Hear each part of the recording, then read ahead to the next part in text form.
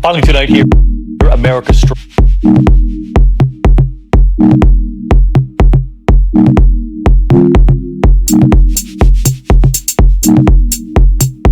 A mother and her son.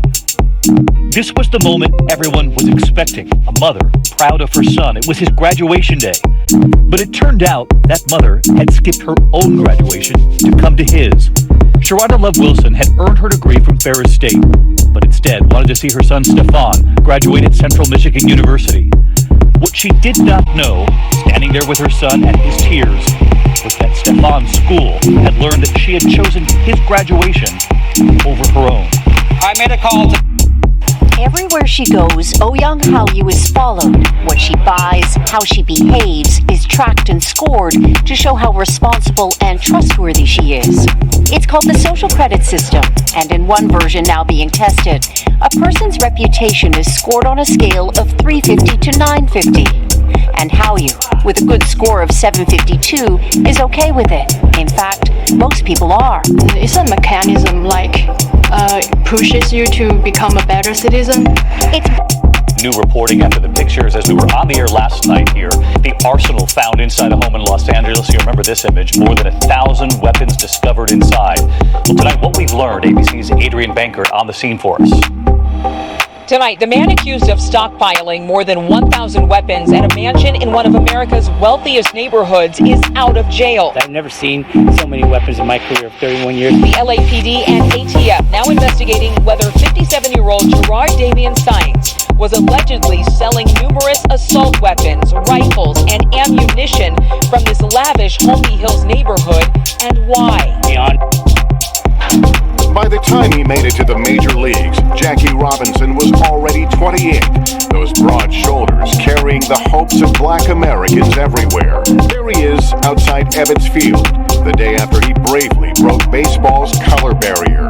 His friend Martin Luther King Jr. captured Robinson's essence, writing, "He underwent the trauma and the humiliation and the loneliness which comes with being a pilgrim walking toward the high road of freedom."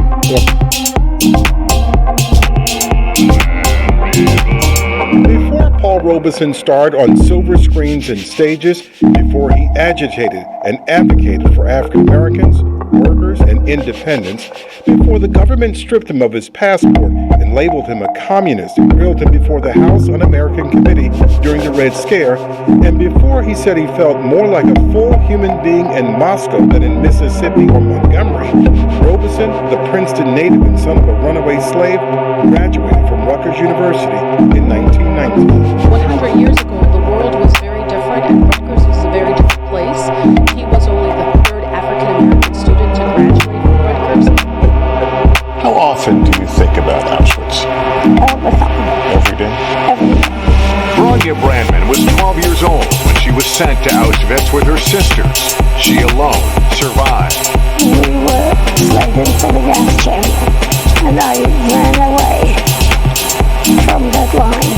More than 1 million Jews were killed in the Nazi death camp, but Brandman worries that one of the darkest chapters in human history is now fading from memory. They don't even know. They know nothing. Welcome to the most hated show in the black corner of the internet. That's right, y'all. Guess right. Your man is back. Mr. Blows Your Mind, your whiteologist. Welcome to today's show, May 13, 2019. And you know what I got to do to get it off before we get it going. Right? Let me go ahead here because I got to make sure I can hear this, right? So, first and foremost, I want to say what's good to subscribers, passerbys, and agents as well.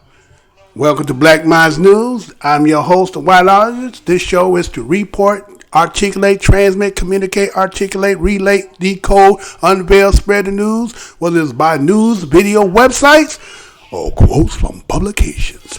As your whiteologist, ask the creator of the universe, be here, heart, soul, mind, and spirit. You know why? Because the truth don't need no partner. as a descendant of the greatest people who created the so-called greatest land, what they call the United States, that we call BADOS, ADOS, we give honor to our ancestors. And you know what my motto is? I'm never going to tell you what I heard. I'm only going to tell you what I know. That's right, y'all. I know I said I was supposed to get back before y'all, but I didn't get back due to the simple fact I was trying to work out some kinks and some other things. But again, it being Monday, May 13, 2019, from this day forward, I shall be on the daily. And first and foremost, like I said, what's good to subscribers that should be happen to be in the house. Passerby, what we do over here is like a grand opening. What you do is go down the aisle, see something you might like, go down there, which is the library, see something you like, may not see something you don't like, may hit that button. We'll have a supervisor come out to you. Maybe we can work something out, give you an IOU, come back on the next time, and maybe we might be able to serve you better and get something that you like. Right? So, again, this is Black Minds News, one of the most hated shows in the black corner of the internet. You're going to find out why that is so. Today I got a nice little show put together today due to the simple fact that, you know, again, there's always things going on. Again, my thing is you can put a blindfold on, spin yourself around 3 times, have a dart in your hand, throw it against the map, anywhere on the globe or the map, or anywhere in this country we call the United States, there's always something popping and going on. So, you know, just yesterday it was being Mother's Day. For those, again, that celebrate such a thing of a day, it should be always on the daily when it has to do with parenting, right? Parents, right? It's never a break. Right? Maybe sometimes it's a good thing. And sometimes you don't get no calls or whatever. So, but every day is Parents' Day. And so for those, again, who celebrate, that might be females in the presence, again, Mr. Blows Your Mind in the show will say Happy Mother's Day to you. Again, when it's Father's Day, there's women who say they can be fathers. So I guess there can be some dudes out there that could be considered Mr. Mom. Right? So, even to them, because again, we consider this to be an EEOC kind of nation, right? Diversity and everybody is equal and fair. But we know that's just the mantra on the marquee. What it sounds and what it says is a little bit different than the application that the country does. So, with that being said, what I'm going to do is this. What I'm going to do is do this. Just for the simple fact, again, it's, you know, once in a while, what we do is we find some positivity, right? And we're going to start the show off like this. Again, as I said yesterday, being Mother's Day. So I'm going to play this for those who might have seen it again, give you something, and then again, I'll say something behind it. So check this out right quick, and we shall be right back. Following tonight here, America Strong, a mother and her son. This was the moment everyone was expecting. A mother proud of her son. It was his graduation day. But it turned out that mother had skipped her own graduation to come to his. Sharonda Love Wilson had earned her degree from Ferris State, but instead wanted to see her son Stefan graduate at Central Michigan University. What she did not know, standing there with her son and his tears, was that Stefan's school had learned that she had chosen his graduation over her own. I made a call today when I found this out to David Eisler, the president of Ferris State University. By the virtue of the authority vested in me by the state of Michigan and the Board of Trustees, on behalf of President Eisler and Ferris State trustees, I confer upon you, Chandra Wilson, the bachelor's degree that you have earned with all rights, privileges pertaining thereto. Please move your tassel from your right to your left.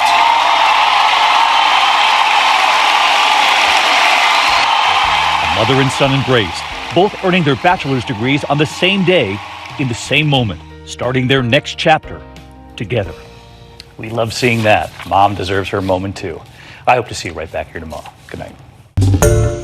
Hi everyone, George Stephanopoulos here. Thanks for checking out the ABC News YouTube channel. All right, so we're going to start the show off there with a little bit of, you know, mother and son putting in that work, trying to get that intellectual, get them degrees.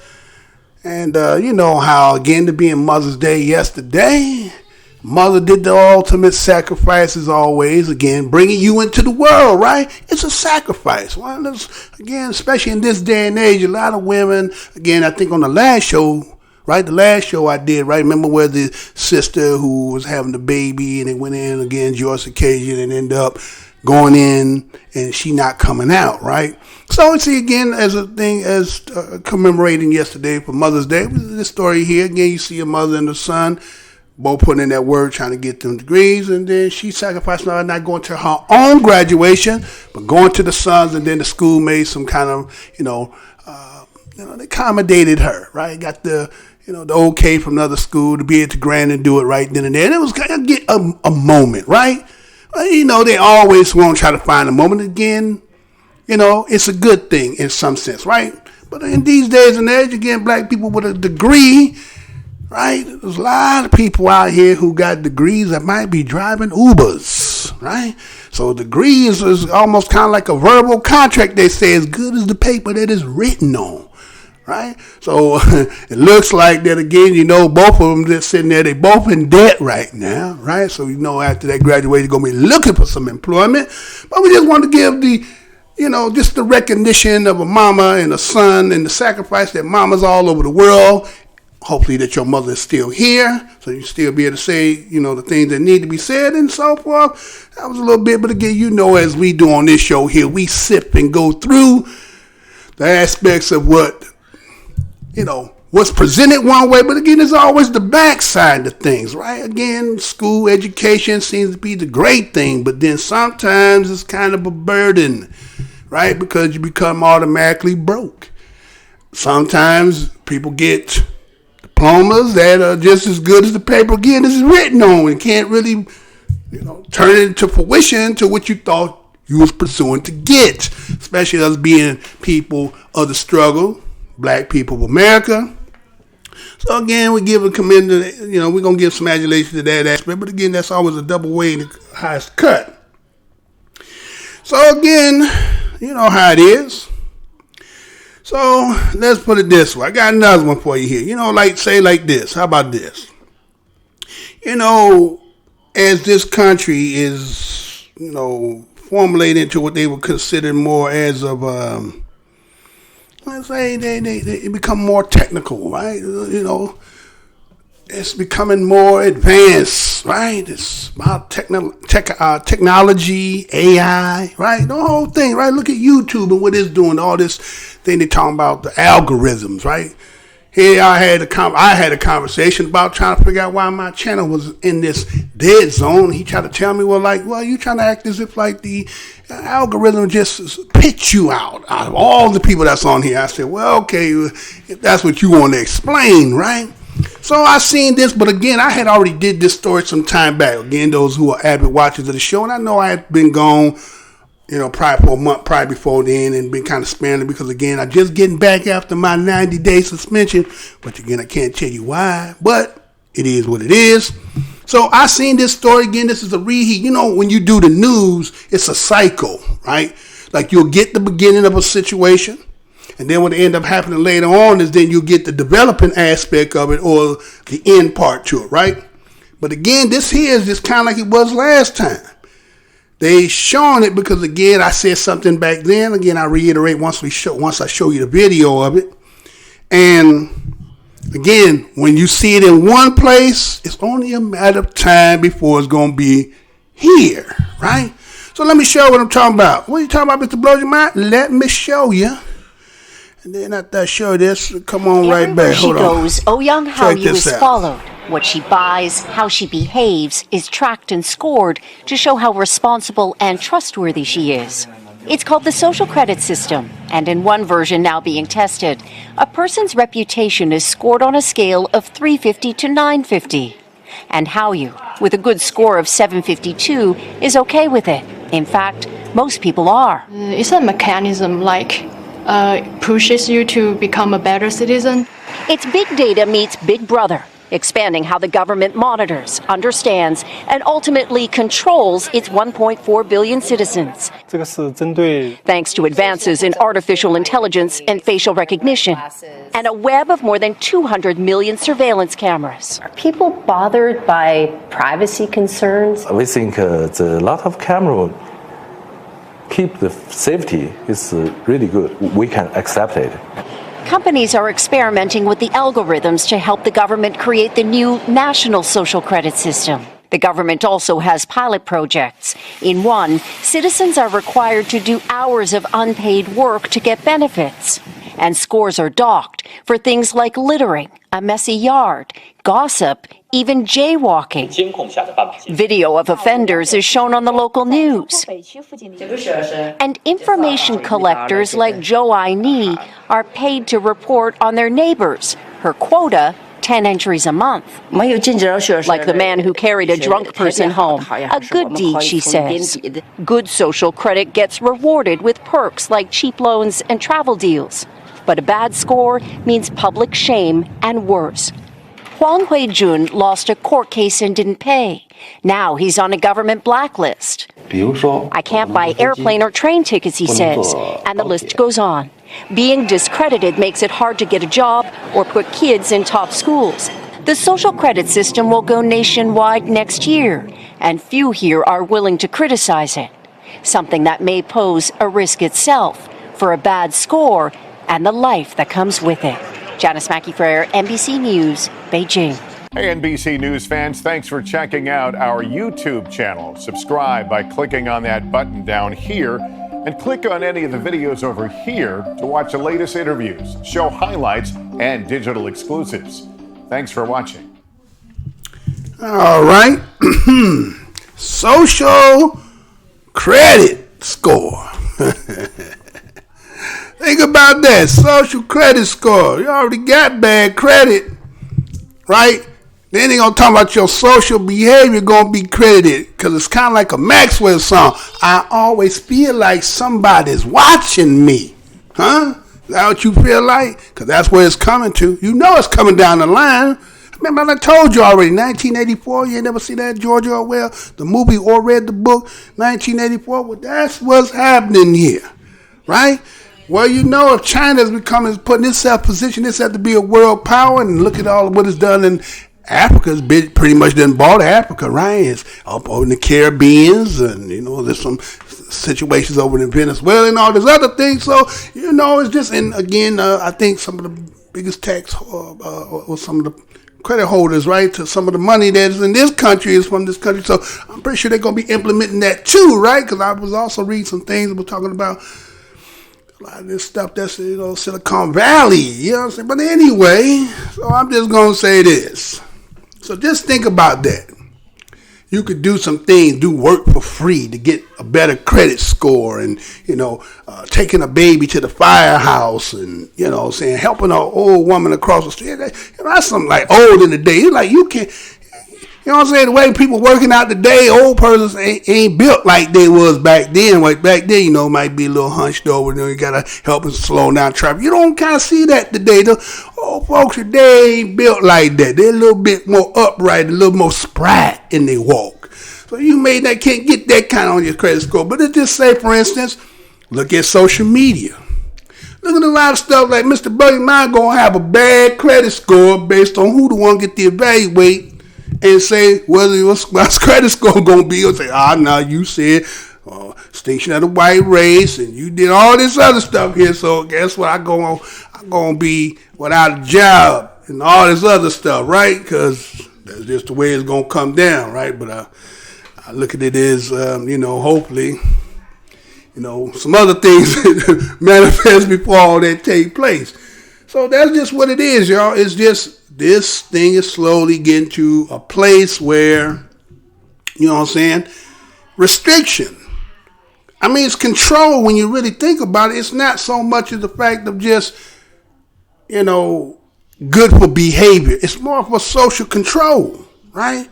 And so, look, that's what everybody's doing. See, again, is we here in this country, and they tell us that this is a country of freedom, but look like we're being more restricted on a daily basis. And again, it depends on who is the judge that they get to render whether what you do is inappropriate or appropriate.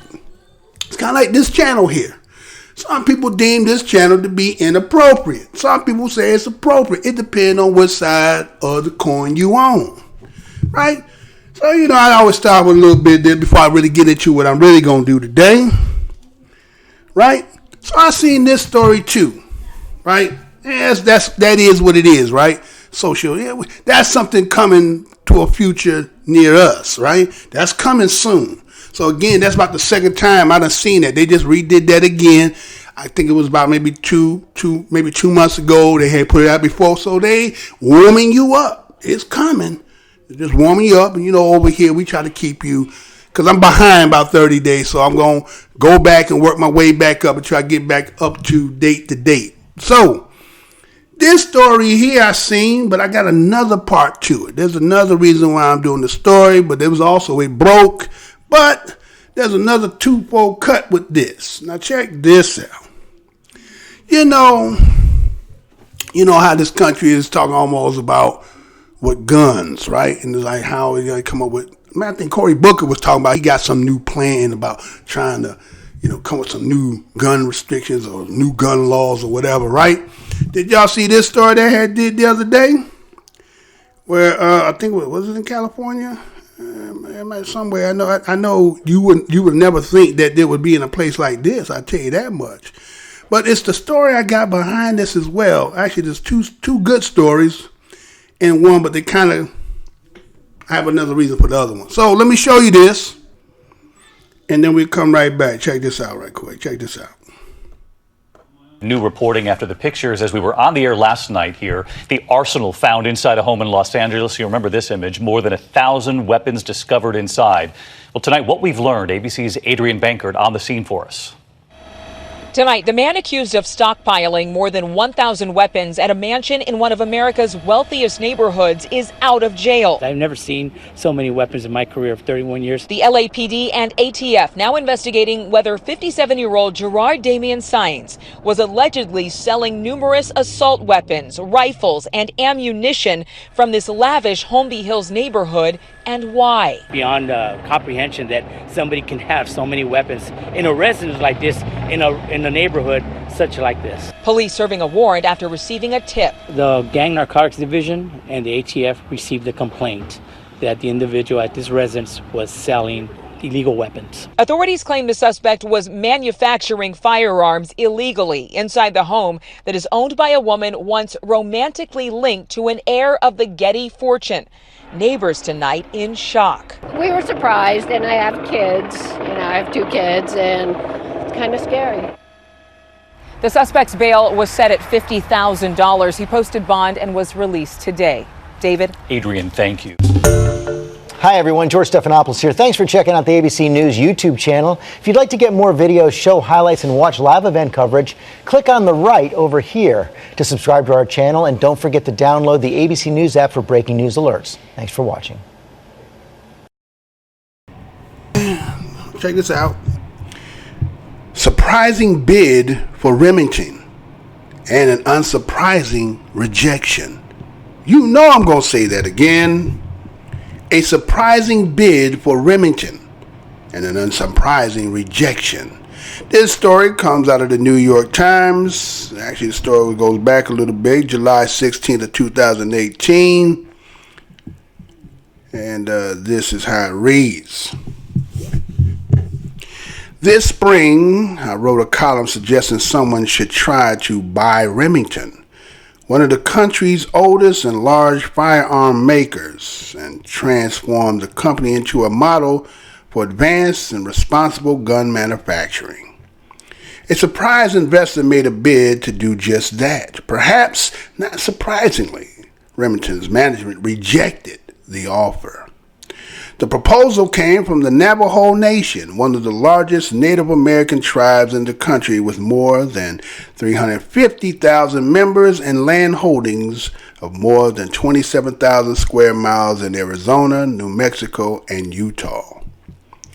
The Navajo Nation, which controls a $3.3 billion investment trust, sent a letter to Remington in May offering to buy the company for $475 million to $525 million, according to a draft of the letter reviewed by the New York Times. The tribe planned to pay for the purchase in cash. The Navajo Nation plan for Remington's was novel. It intended to shift the company away from its consumer business, including curtailing the sales of the AR-15 style weapons frequently used in mass shootings, to focus on police and defense contracts. The tribe planned to use profits from those businesses to invest in research and development of advanced smart guns.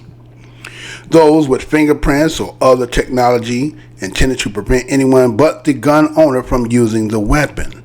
Smart guns have so far failed to make much headway at the major gun manufacturers, which have faced pressure from the groups like the National Rifle Association.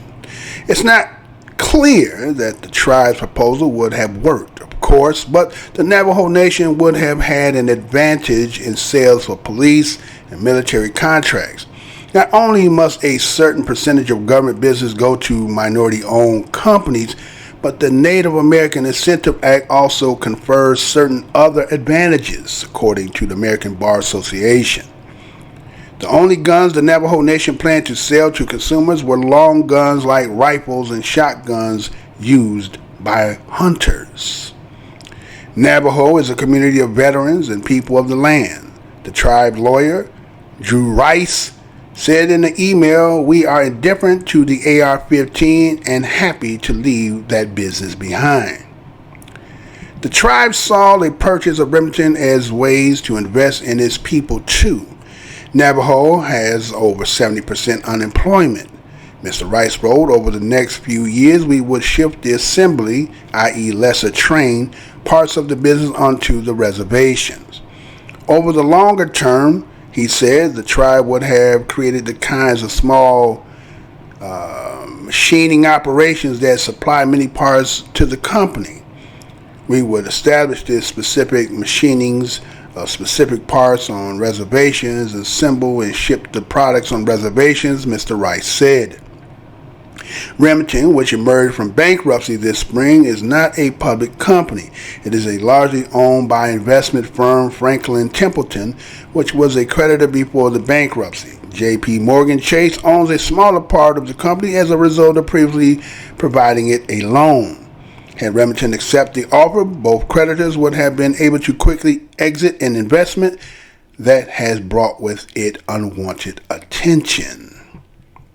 Remington did not answer questions about the bid. In the statement, the company said all offers were submitted to a review committee appointed by its board, which was selected by the stockholders. All such opportunities are being and have been submitted to the committee for review, the company said. Spokesman for Franklin Templeton declined to comment, as did a spokesman for J.P. Morgan Chase. The bid was rejected last week after Remington had delayed a formal reply for nearly 2 months, according to a memo from Christopher Wu, president of Tino Restructuring, a banker for the Navajo Nation.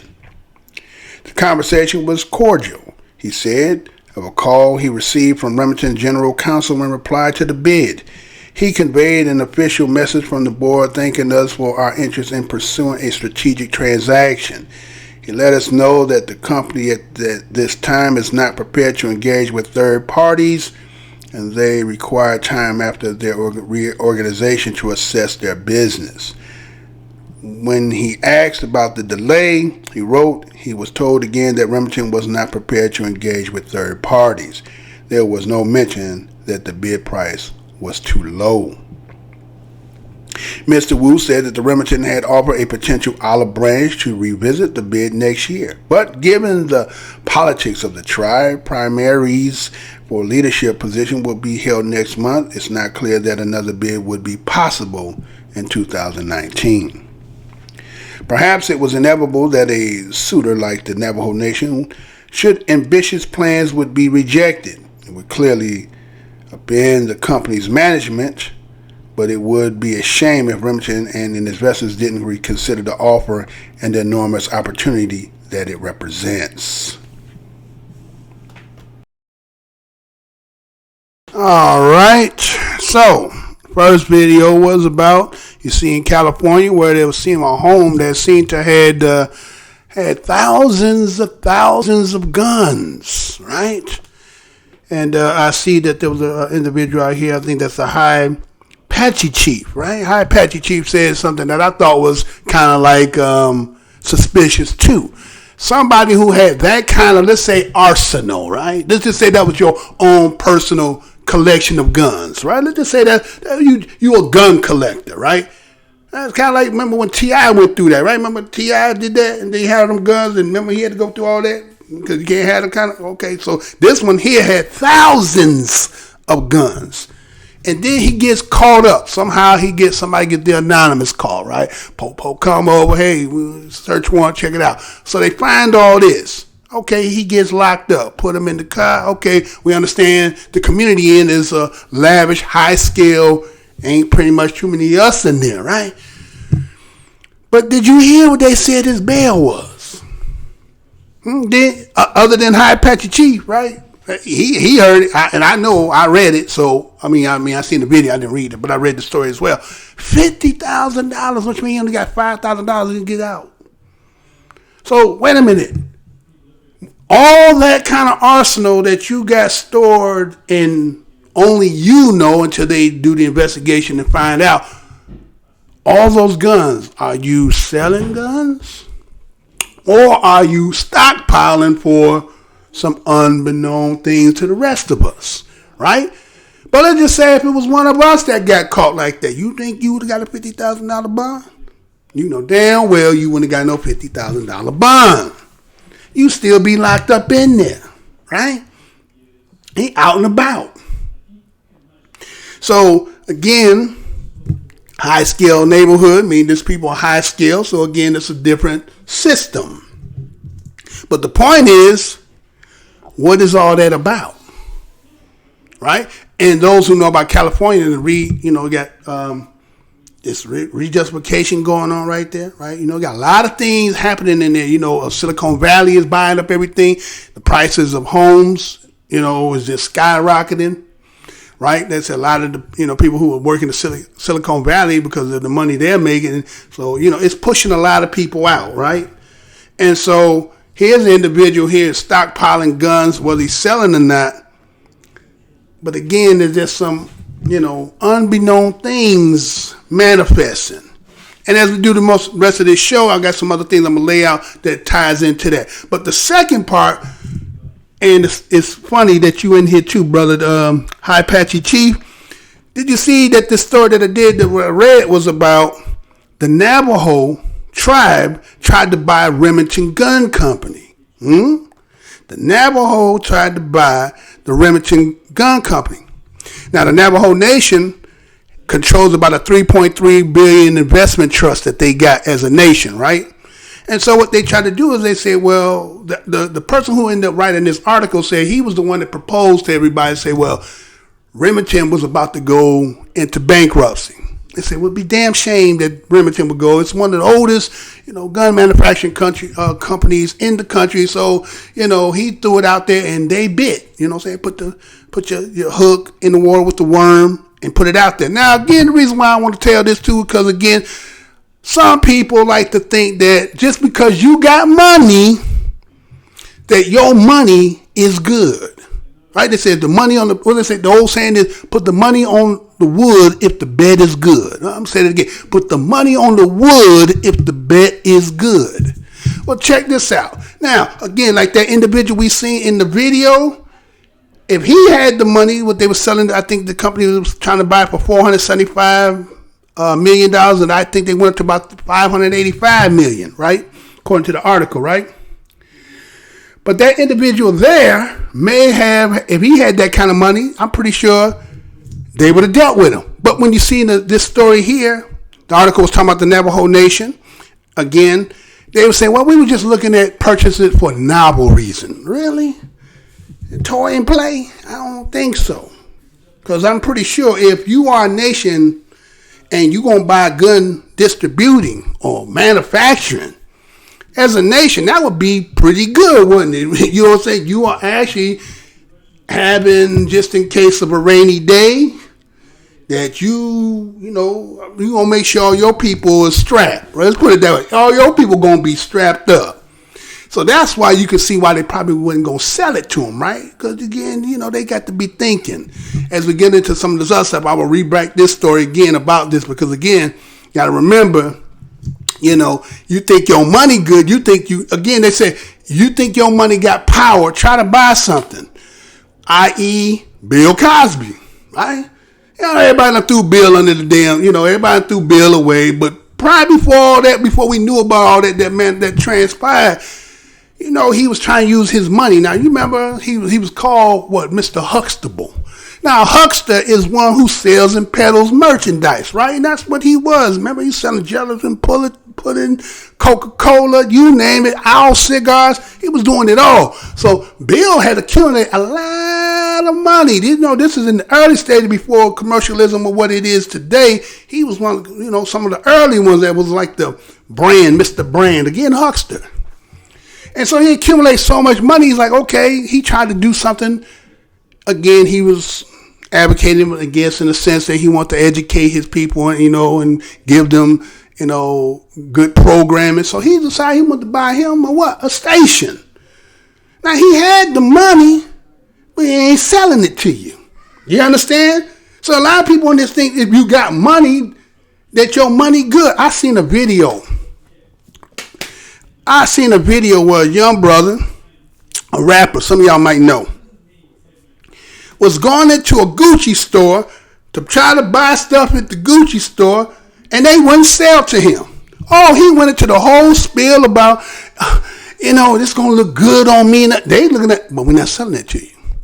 And he couldn't fathom in his mind that they're not selling it to you for a reason. Not because you had money. They have the right to not to sell to you because, again, where you at? You forget your history? You don't know where you at? You understand? And so he went from store to store to store, doing the same spiel, shucking and jiving, tap dancing, twerking, right? And they still wouldn't sell to him. He telling them all this, and they're like, no. He said, but this will look good. No, we're not selling it to you. See? So that's what happened here with the Navajo Nation. They had the money, but they said for some cockamamie stuff, well, we don't really want to deal with third party. If you got something you selling, you trying to get off your hand because you can't do nothing with it, do it matter how long as you get your money, you ain't tripping on that, right? But again, look at what you're purchasing. You understand? And so because of that, they decide that we can't make this transaction with you. Because again, history knows, as I'm pretty sure Apache Chief, unless there's just a name, unless you kind of tied to that, history done tell you, he ain't finna give you that. Right? He's not going to do that because he know that the possibility of that may turn on him. Again, this cat that got thousands of guns, what is he tied to? What is he funneling guns to? And what was the objective and what's the motive to all that? To be announced or continued later at another time, right? But again, some of y'all may have not known, but Remington, was going up, and the Navajo Nation tried to buy it, had money and everything, but they was not going to sell. So what is that telling y'all? Your money ain't good to buy everything that you think. You may think you can. Like some people, again, depending on what generation era you come out of, some people a little bit, baby boomer, generation X, so forth. They know a little bit more, but, a little bit, X, Y's, and Z's, all that. After that, millennials and so forth, you got a different little concept of how things go. It's not to be, pessimistic about them. It's still to be optimistic, but there's a reality here. And you can't never forget about the reality that we are in. And so here was the Navajo Nation doing with anybody who would like to purchase something. It's kind of like you want to go in an area and purchase a home.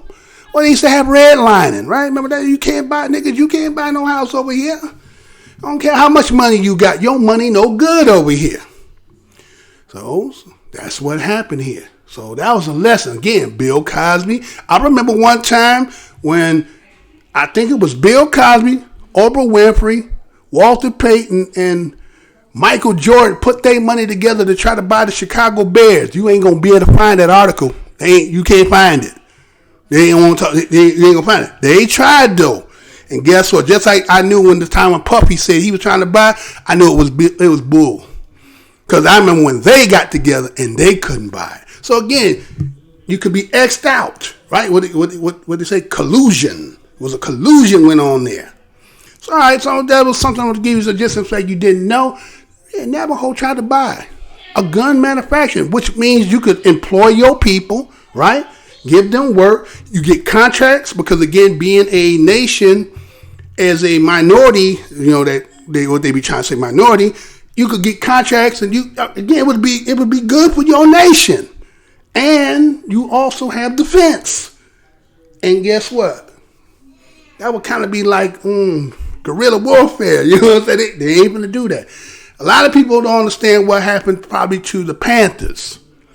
When you look in that guerrilla hand warfare book and understand when logos, patches, guns, it become like a militant guerrilla group. So that's that episode on the Family Guy when he was a nation in his own nation. Remember they put the bombs and shit gonna blow him up because he was trying to be doing his own thing.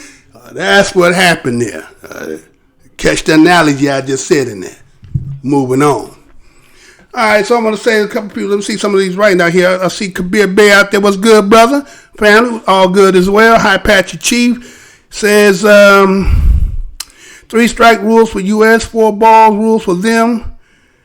The Just Us system protects the pink ones. Night Killer, what's good, sir? What's up with you? Hi, Patrick said no redskin will own an American gun company. Oh, I remember Can gun company. You right about that, sir. He also goes on, good point. Red man has more of an grievance than U.S. They won't survive though. Number too small, and I guarantee the casino, etc., will go to the pink folks married into the family through squaw. Yeah, right? I mean, that's if you look at history, that's what happens. That's how a lot of times shit get undermined. Is what they do is they marry the women, get into the family, same old thing. Use the children. Children gonna have allegiance to a family because you know what end up happening. You start changing up your culture, your mindset, and you start gravitating, trying to be like somebody else, and you give up your own, trying to acquiesce or be in somebody else. And then what end up happening? They undermine. They use them. It always happened in history. They always use what they consider mulattoes, the mixed group. And that's always been what it was. Go to Haiti, go to Egypt, wherever you go, it's going to same dynamic. So brother just said here, he said, that's what they do. They marry the squaw. Because matter of fact, that's the Pocahontas story, right? Ain't that what John Smith did? Then they're going to tell you, that's why, what was her name? Elizabeth Warren, talking about she was, Trump was calling her Pocahontas, right? Talking about she was, that. And then the nation came out like, no, you ain't. This ain't something you can't just say. You got, you know what I'm saying? What's that blood work looking like? Not no 1/18th, 1/16th away, 1/32nd away. No, this, you know what I'm saying? We is what we is. But see, people play the game like that. So, you're gonna be in three months. I'm catching Next Generation Pink, not red. Well, that's the milking, right? Like they say, the browning of America is what you saying is the pinking of the red. I hear what you're saying. I get it. I got you. So, all right. So I got some more in here. You know how I do it over here. Killer, I'm seeing what you're putting out there too, brother. This one here. All right. This here, we're going to get into where I'm getting it. All right. Well, I'm going to play these first. Right. Because I put it like this. Again, as you kind of alluded to the fact that what Chief Apache is saying, right? High Apache Chief is saying, when you understand who you are as a people, Like he know his history. He know who he is as an individual. I'm gonna say his name is matching to what I believe what he is, right?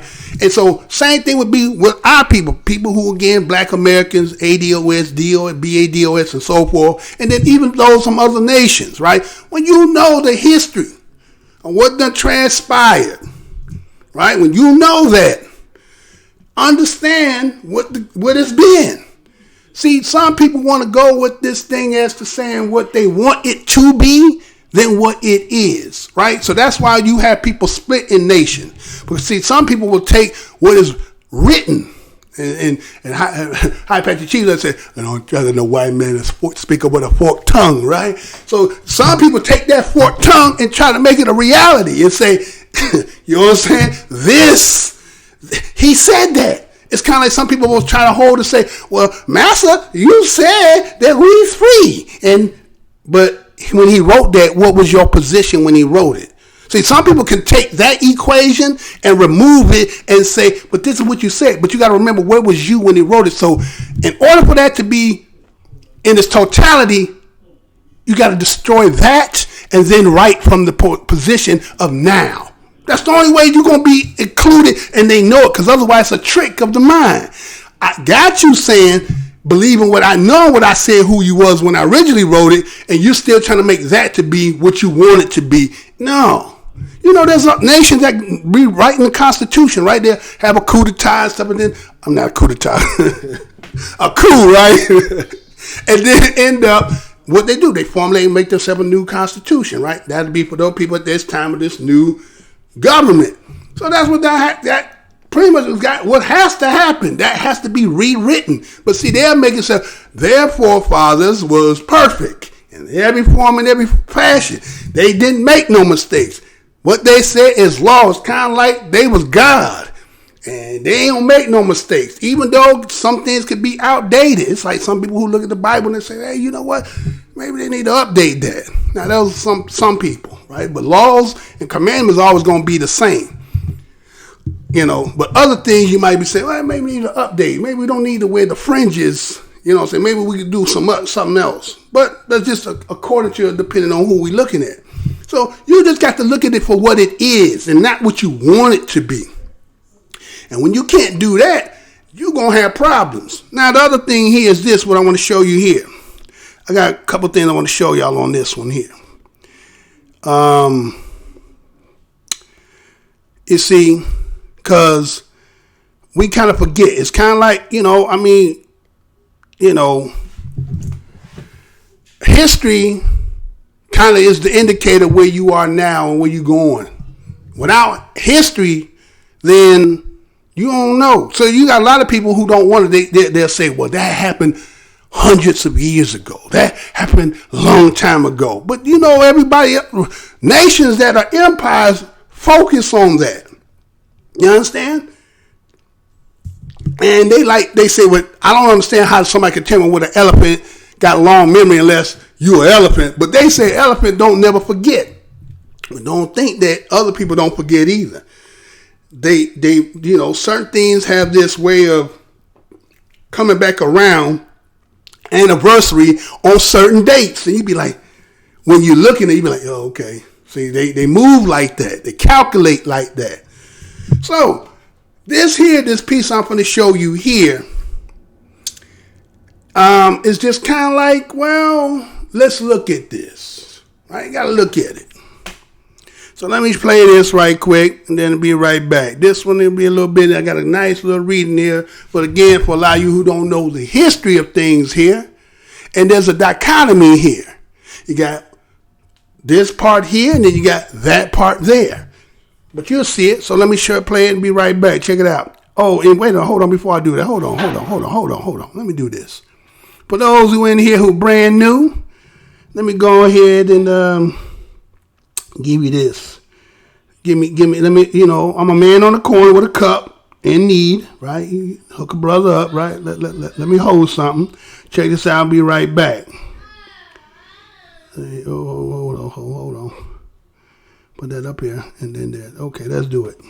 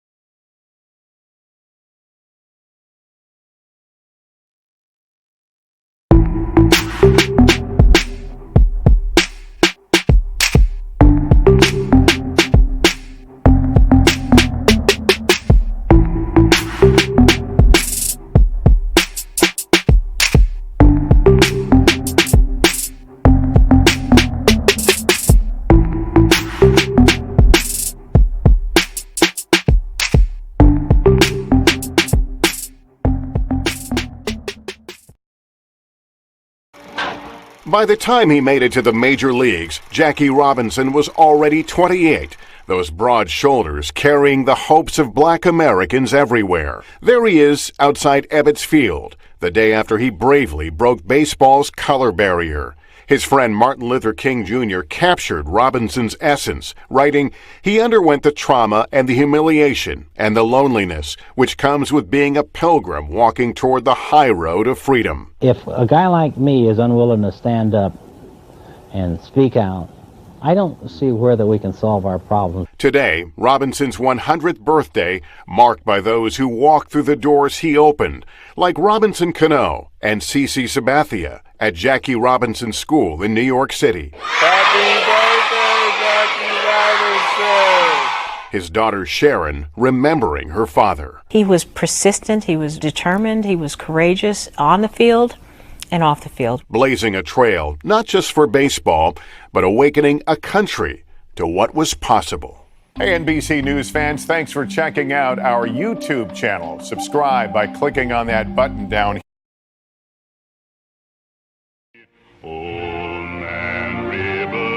Before Paul Robeson starred on silver screens and stages, before he agitated and advocated for African Americans, workers, and independents, before the government stripped him of his passport and labeled him a communist and grilled him before the House Un-American Committee during the Red Scare, and before he said he felt more like a full human being in Moscow than in Mississippi or Montgomery, Robeson, the Princeton native and son of a runaway slave, graduated from Rutgers University in 1919. 100 years ago, the world was very different and Rutgers was a very different place. He was only the third African-American student to graduate from Rutgers in history, and his time here was challenging. Discrimination initially barred Robeson from living on campus. He endured other indignities, but the school says Robeson's legacy of achievement may be unrivaled at Rutgers. He earned 15 varsity letters for excellence in 4 sports. He was a scholar, a member of the Honor Society, cap and skull, and valedictorian of his class. Paul Robeson kicked the door open and then held it open for all to come behind him. Rutgers is using art to begin retelling Robeson's story in a year-long centennial celebration of his graduation. The university sent out 17 requests to artists. 9 of them responded. The result, a half-dozen pieces of artistic work showing Robeson in different roles in his life. We're delighted to have these depictions of different phases of his life that demonstrated how multifaceted and how talented he was. One is of Robeson, the athlete who shattered the football team's color barrier. Valerie Suter explains her watercolor depiction of Robeson, the scholar, who would go on to play professional football while earning a Columbia University law degree. And I wanted to try to capture something of his essence and his determination, his dignity, and the gravitas that he had. Others capture Robeson performing, singing, and acting that exposed him to world capitals that would accept him beyond his roles as Othello and others, and offered him a stage for social and political activism that eventually would lead to ending a remarkable career. I would venture to say, were he alive today, he would truly say, Black Lives Matter. When I get a question like, who would you talk to, dead or alive, the person I always jump to is Paul Robeson. Why? Because he has accomplished so much. The Zimmerly Art Museum's director hopes the exhibit inspires. What Paul Robeson did should be a kind of acme, as the Greeks would have said, this glorious mode that every student, particularly young people, every person, but every student should aspire to. That it's not just, I think, in the university's idea behind the Paul Robeson Legacy Project, it's not just to look at the dates and times and facts of his life, but what he did and what it means for not only African Americans and people of color, but all students to achieve. The Zimmerly will display the Legacy Project till mid-April. From there, the exhibit travels to other Rutgers campuses. The centennial celebration will include lectures and programs to provoke thought and talk about Rutgers' most famous alum, who for some seems forgotten. In New Brunswick, Michael Hill, NJTV News.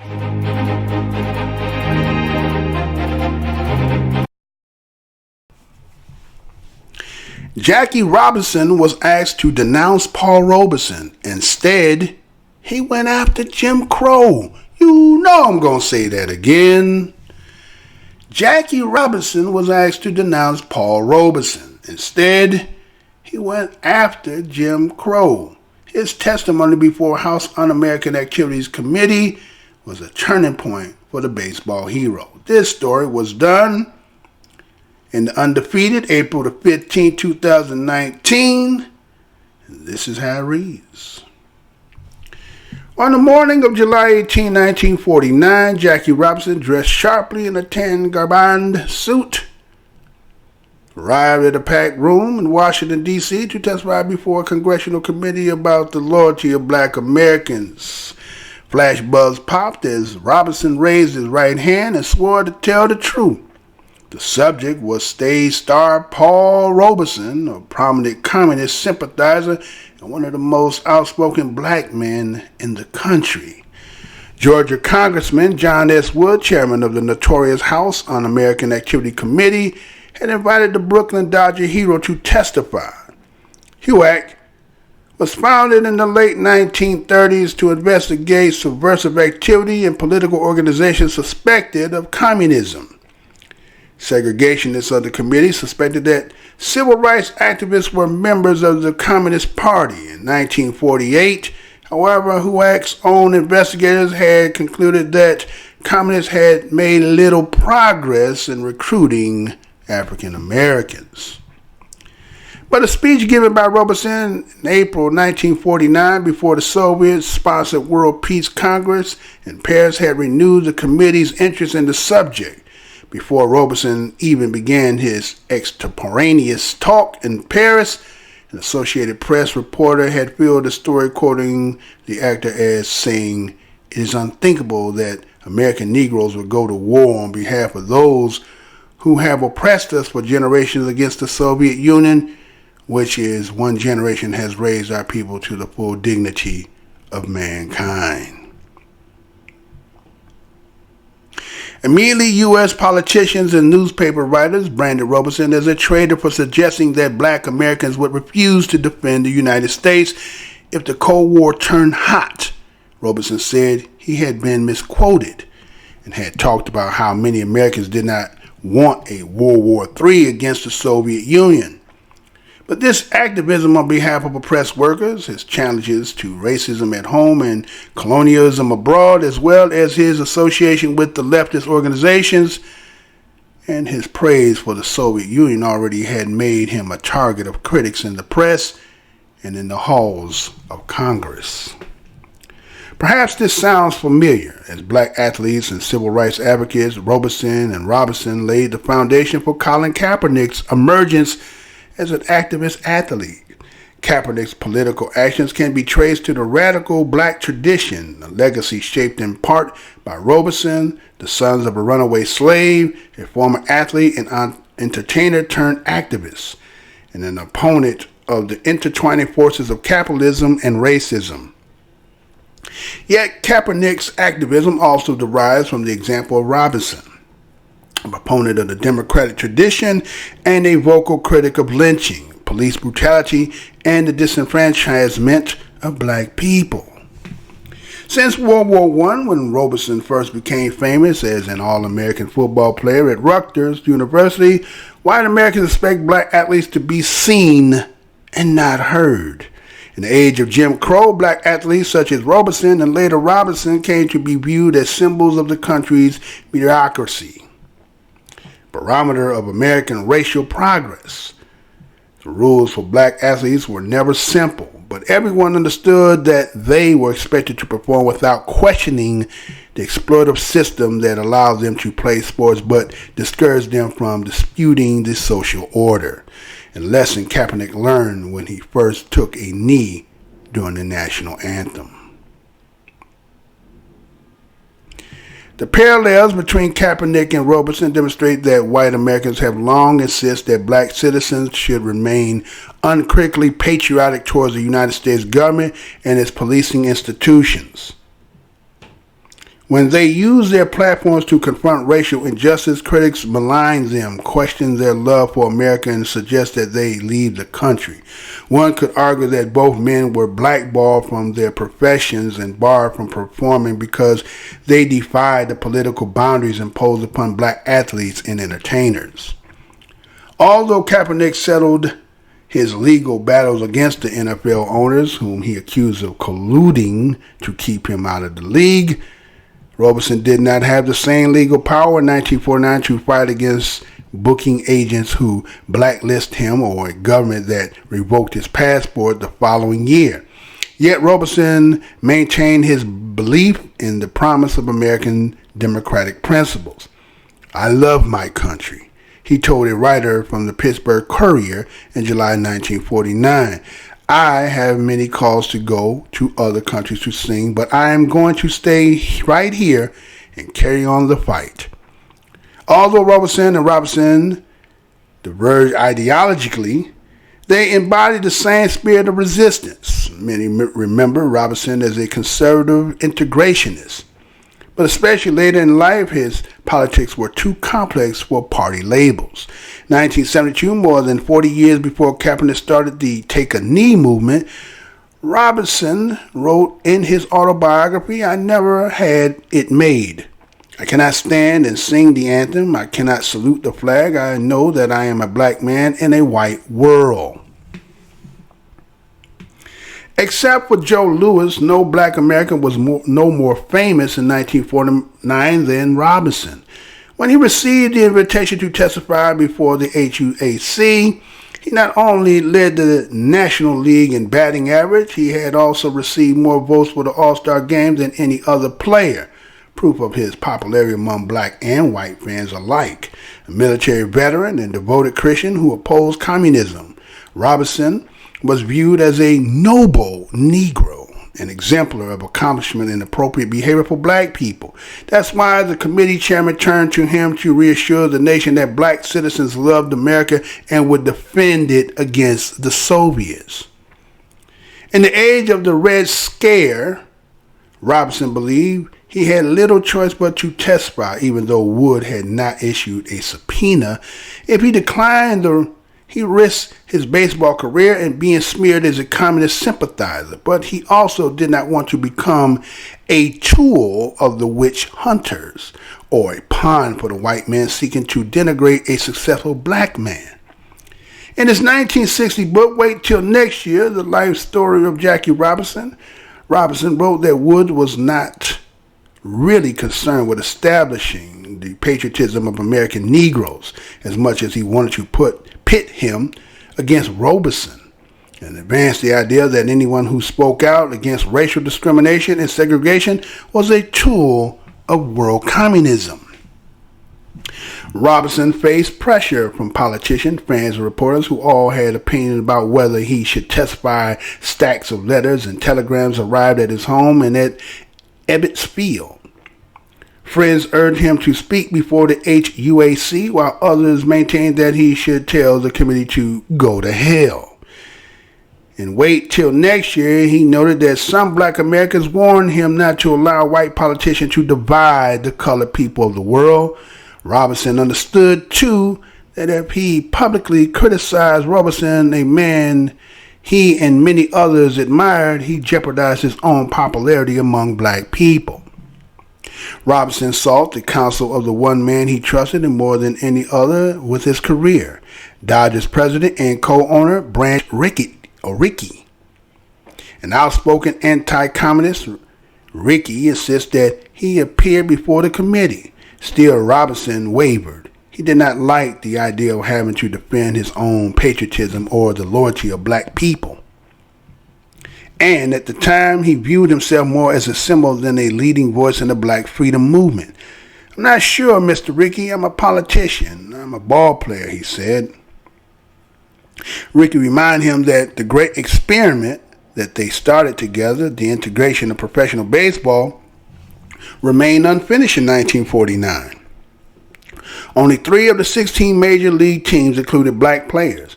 In Wait Till Next Year, Robinson recalled Rickey saying that if he testified, it would be the final stroke necessary to establish forever the Negro place in baseball and possibly America.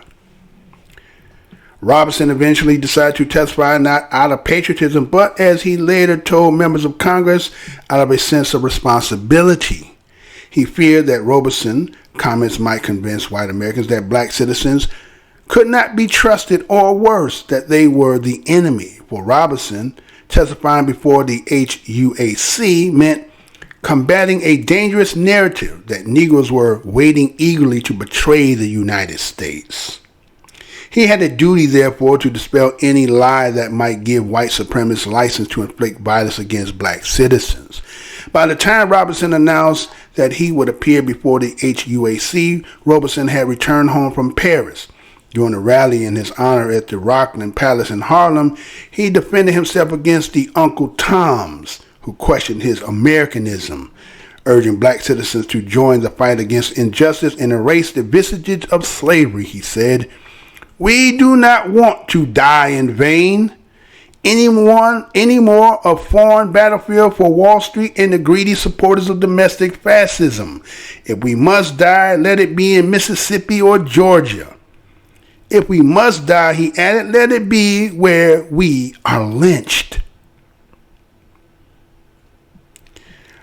Robinson appeared before the HUAC, took place about a year after President Harry S. Truman issued Executive Order 9981 abolishing segregation in the armed forces. For help in preparing his testimony, Robinson enlisted Lester Granger, Executive Director of the National Urban League and member of the FAHED Committee, which oversaw the desegregation of military. Robinson understood that his presence on the Dodgers made him the most visible test case for integration.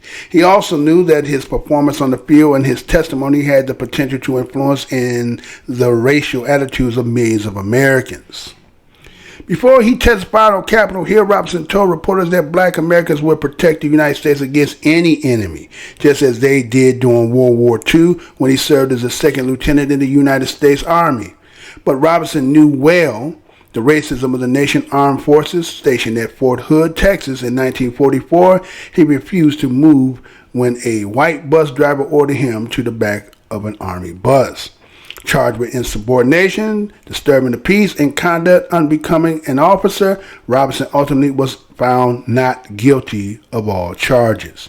In his biography, Robinson noted that on the eve of his HUAC testimony, he could not help but sense the irony of the fact that I, a Negro once court-martialed for opposing Army Jim Crow, should now be asked to pledge the Negro's loyalty to the Army.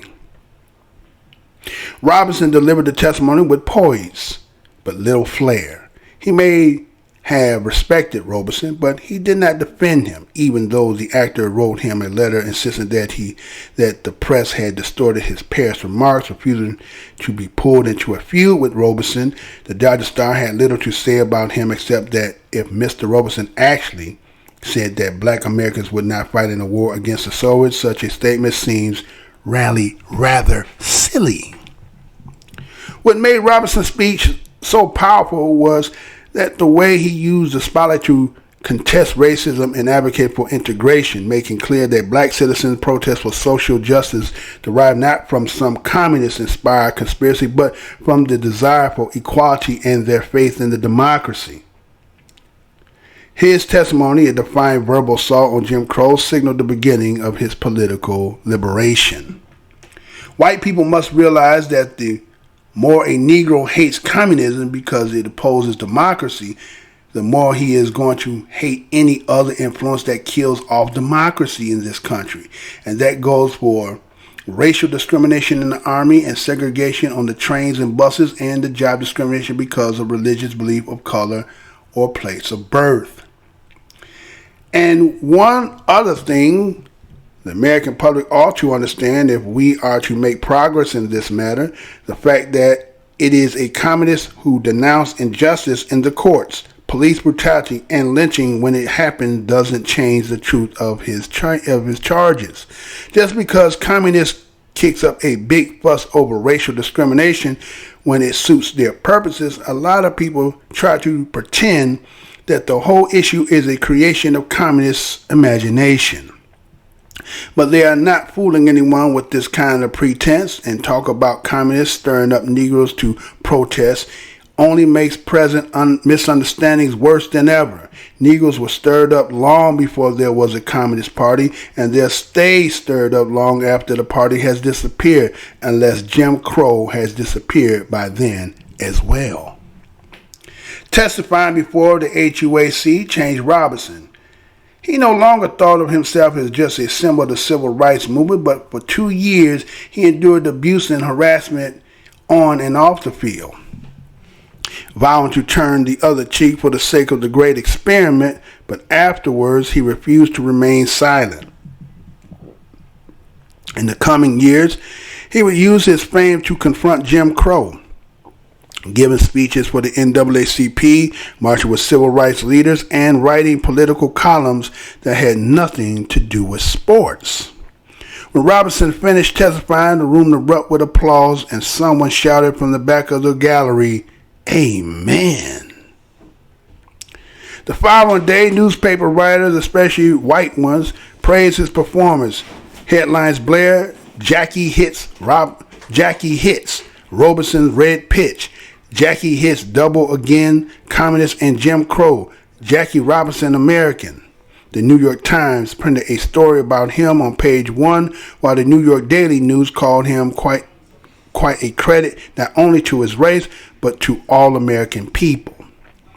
While white writers celebrated Robinson's patriotic comments and his apparent dismissal of Robinson, the black press was divided over his performance. The New York Age reported that the people of Harlem were split sharply on the issue, although the New York and Amsterdam News could not find one person in Brooklyn who disagreed with Robinson.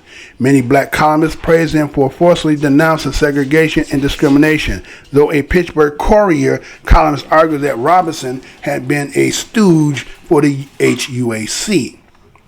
The editors at the Daily Worker, the official newspaper of the Communist Party USA, accused Robinson of playing ball with the Ku Kluxers of the Un-American Committee, harming his own people and his country. Since 1939, he met with a group of black sports writers and the MLB owners, arguing that if he could play football with white men and play Othello on Broadway with a white actor, then a black man could certainly make it in baseball. It's doubtful that Robinson's action had any effect on Ricky's decision to sign Robinson. But Daily Workers columnist Bill Mardo claimed that Robinson had turned his back on Robinson, the man who had personally paved the way for his place in Major League Baseball. The HUAC did not invite Robinson to testify until 1956. Long after the committee had damaged his reputation. After Robinson visited Washington, however, reporters hound Robinson for a rebuttal. During a 2-hour news conference at the Hotel Teresa in Harlem, he expressed his profound respect for Robinson, praising him for embracing his responsibility to be more than just a ball player. But he also believed that Robinson, by appearing before the committee, has performed a profound political act that has aided those who would enslave the Negro. About a month later, in the late August, when Robinson was scheduled to perform a civil rights benefit concert in Peekskill, New York, a mob of angry white veterans set up roadblocks, smashed cars, buses, and the stage, burned crosses and Robinson's in effigy, and put a few dozen of his fans in the hospital. Thankfully, Robinson escaped unharmed. The day after the Peekskill riot, Mardo approached Robinson in the Dodgers dugout. The Daily Worker columnist showed him a newspaper account of the violence. Stunned, Robinson read the story in silence. Then he looked up at Mardo with anger written all over his face and said Paul Robeson should have the right to sing, speak, or do anything he wants to do. They say, here is America. You're allowed to be whatever you want. If Robeson wanted to believe in communism, that's his right. Listening to him defend Robinson, Mardo came to respect Robinson. While most Americans view them as respective of rival ideologies, they share much of in common as a prominent man embattled in the black freedom struggle. Jackie Robinson put his hands in Paul Robeson's, and together they fought the same fight. Mardo wrote, each in his own voice, sure, but it was the same fight. All right. I want to thank y'all for being patient and going through that article as I read it out. But again, that's what we do over here on Black Minds News. I try to give you, for those who may be a little bit short on the history aspect, I try to give you that with my perspective. And again, somebody asked me about the call-in. You see on your screen there, 262-922-8755 will be the number one time to call in. Again, 262-922-8755. Now, as we seen there, I think it was about a month or so ago, Jackie Robinson hit the 100 year, celebrate his birthday, even though he's already been gone, right? So they gave 100 year, the celebration. You've seen the video of it. Then they gave you Paul Robeson. Again, he's a person in history, especially being Black American, is one they don't really revere, celebrate. Is because why Paul Robeson at that time, right?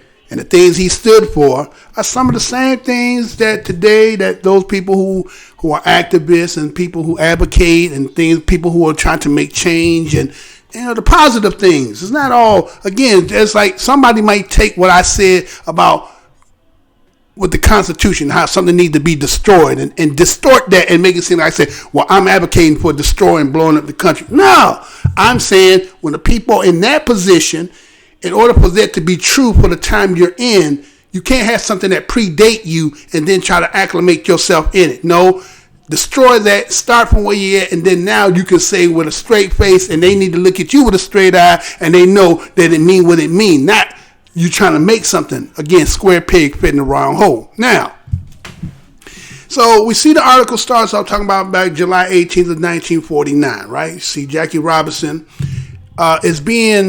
he's not even being subpoenaed. He's actually being asked to go before the HUAC, right? What do they call it? I think that's the House Un-American Activity Community, right? And this committee was kind of questioning the fact that Paul Robeson had went over to, I think, in the Soviet Union, right? He made a speech, I think, somewhere about April 1949. And I think it was something about the Soviet-sponsored World Peace Congress in Paris, right? And so that had brought a new interest by the HUAC.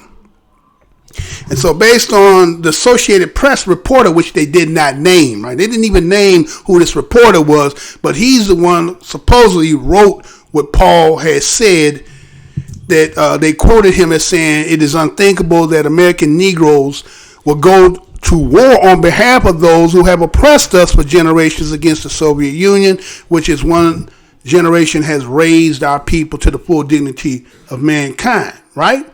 So this, again, you hear a lot of time. Matter of fact, I was just seeing the other day, those who might have seen, remember, did y'all see where they had Dennis Rodman in the store and he was stealing? At least that's the way they portrayed it, right? Dennis Rodman was in the store stealing, and then they showed that. Now, I had seen TMZ had caught him.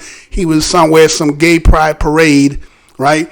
And they caught up with him, and he was saying, no, he was actually helping them doing something, and he don't understand how he ended up turning being like that. Now, again, that's he say, she say. You know how it is. The truth is, in the middle somewhere, right? Until it gets exposed. So, people can slant, spin, and that happens a lot, especially when you have a media. Because again, let something happen right now. Let a situation happen, and then you start looking at the news.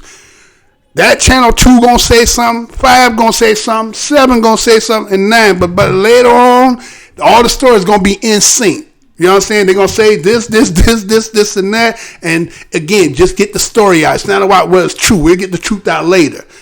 And sometimes, again, sensationalism, you got to sell. So people will say whatever it takes to sell. Again, that was the papers in them days. Today, it's more about clicks and likes, right? So anyway, Paul Robeson said that this reporter had misquoted him. And so what this committee was saying, immediately after they heard that, U.S. politicians, newspaper writers, they started branding him as what? As a traitor, suggesting that black people would refuse to defend the United States in the Cold War if it turned hot. Now, this was talking about the Red Scare at that time, right? They were talking about Russia, the whole thing. It's always been this thing with the United States and Russia, right? And so, based on, again, now you have to ask yourself this question. Now, honestly, even if you white, and you should hear me, if you white, think about this. Look at the history here.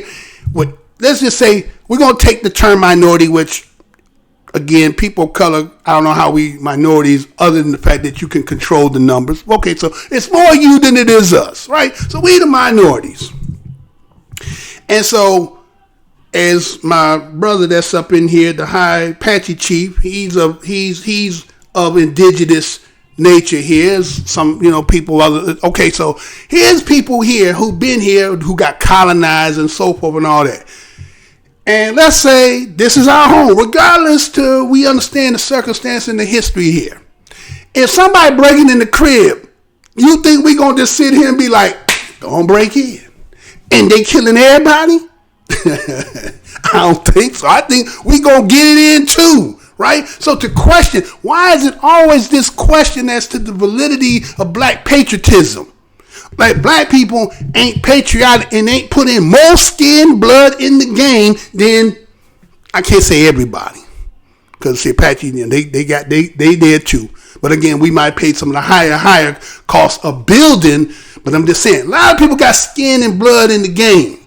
But everybody getting questioned about how they're not patriotic, which again, based on the history and the condition and the oppression, is kind of being hypocritical to be saying it to people when, again, let's say, hypothetically, we're going to say this.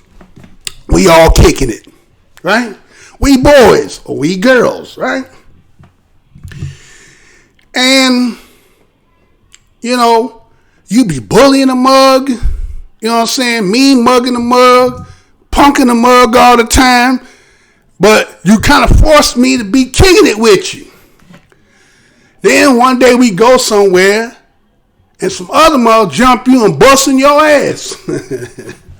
Right? And you looking at the corner of your eye because you getting mollywopped and you looking at me like, shit, ain't you gonna help me? Now, you make the call.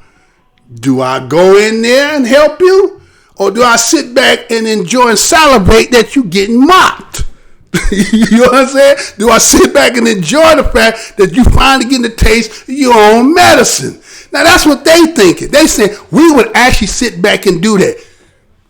Even when we was in the conditions of being on the plantations, you say, stop working, put this suit on, I'm going to give you this gun, and you're going to help me kill some of these other ones. And then when that war was over, get your ass back on the plantation. Ain't that what happened? Ain't that what really happened? That's what happened, didn't it? Ain't that what happened? So they always question us, our validity to our patriotism, when we put in more than others.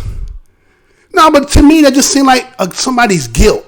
It's your guilt. Always, you see, when you're guilty of something, brothers, sisters, in a relationship, if you don't know, you finna know. When somebody always saying you cheating, I think you cheating. Huh? You ain't doing that. But they always say, what is that? Guilt?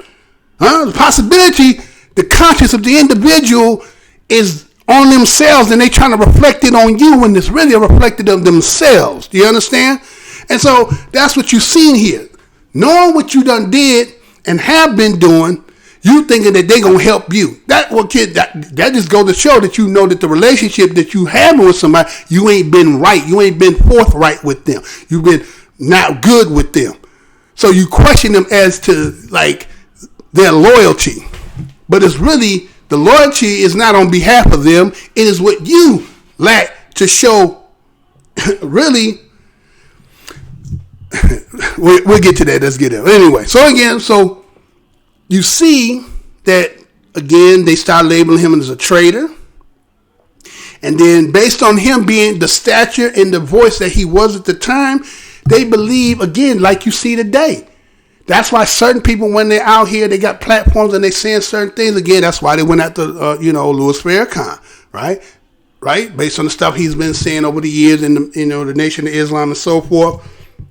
So they use something that will legitimize the reason why they can get rid of him off of Facebook. right? And then they got, Alex Jones and another one. And then they got this actor, right? James something, right? Can or something like that, right? But that's nothing compared to this individual here. Again, we may not condone, with some of the stuff.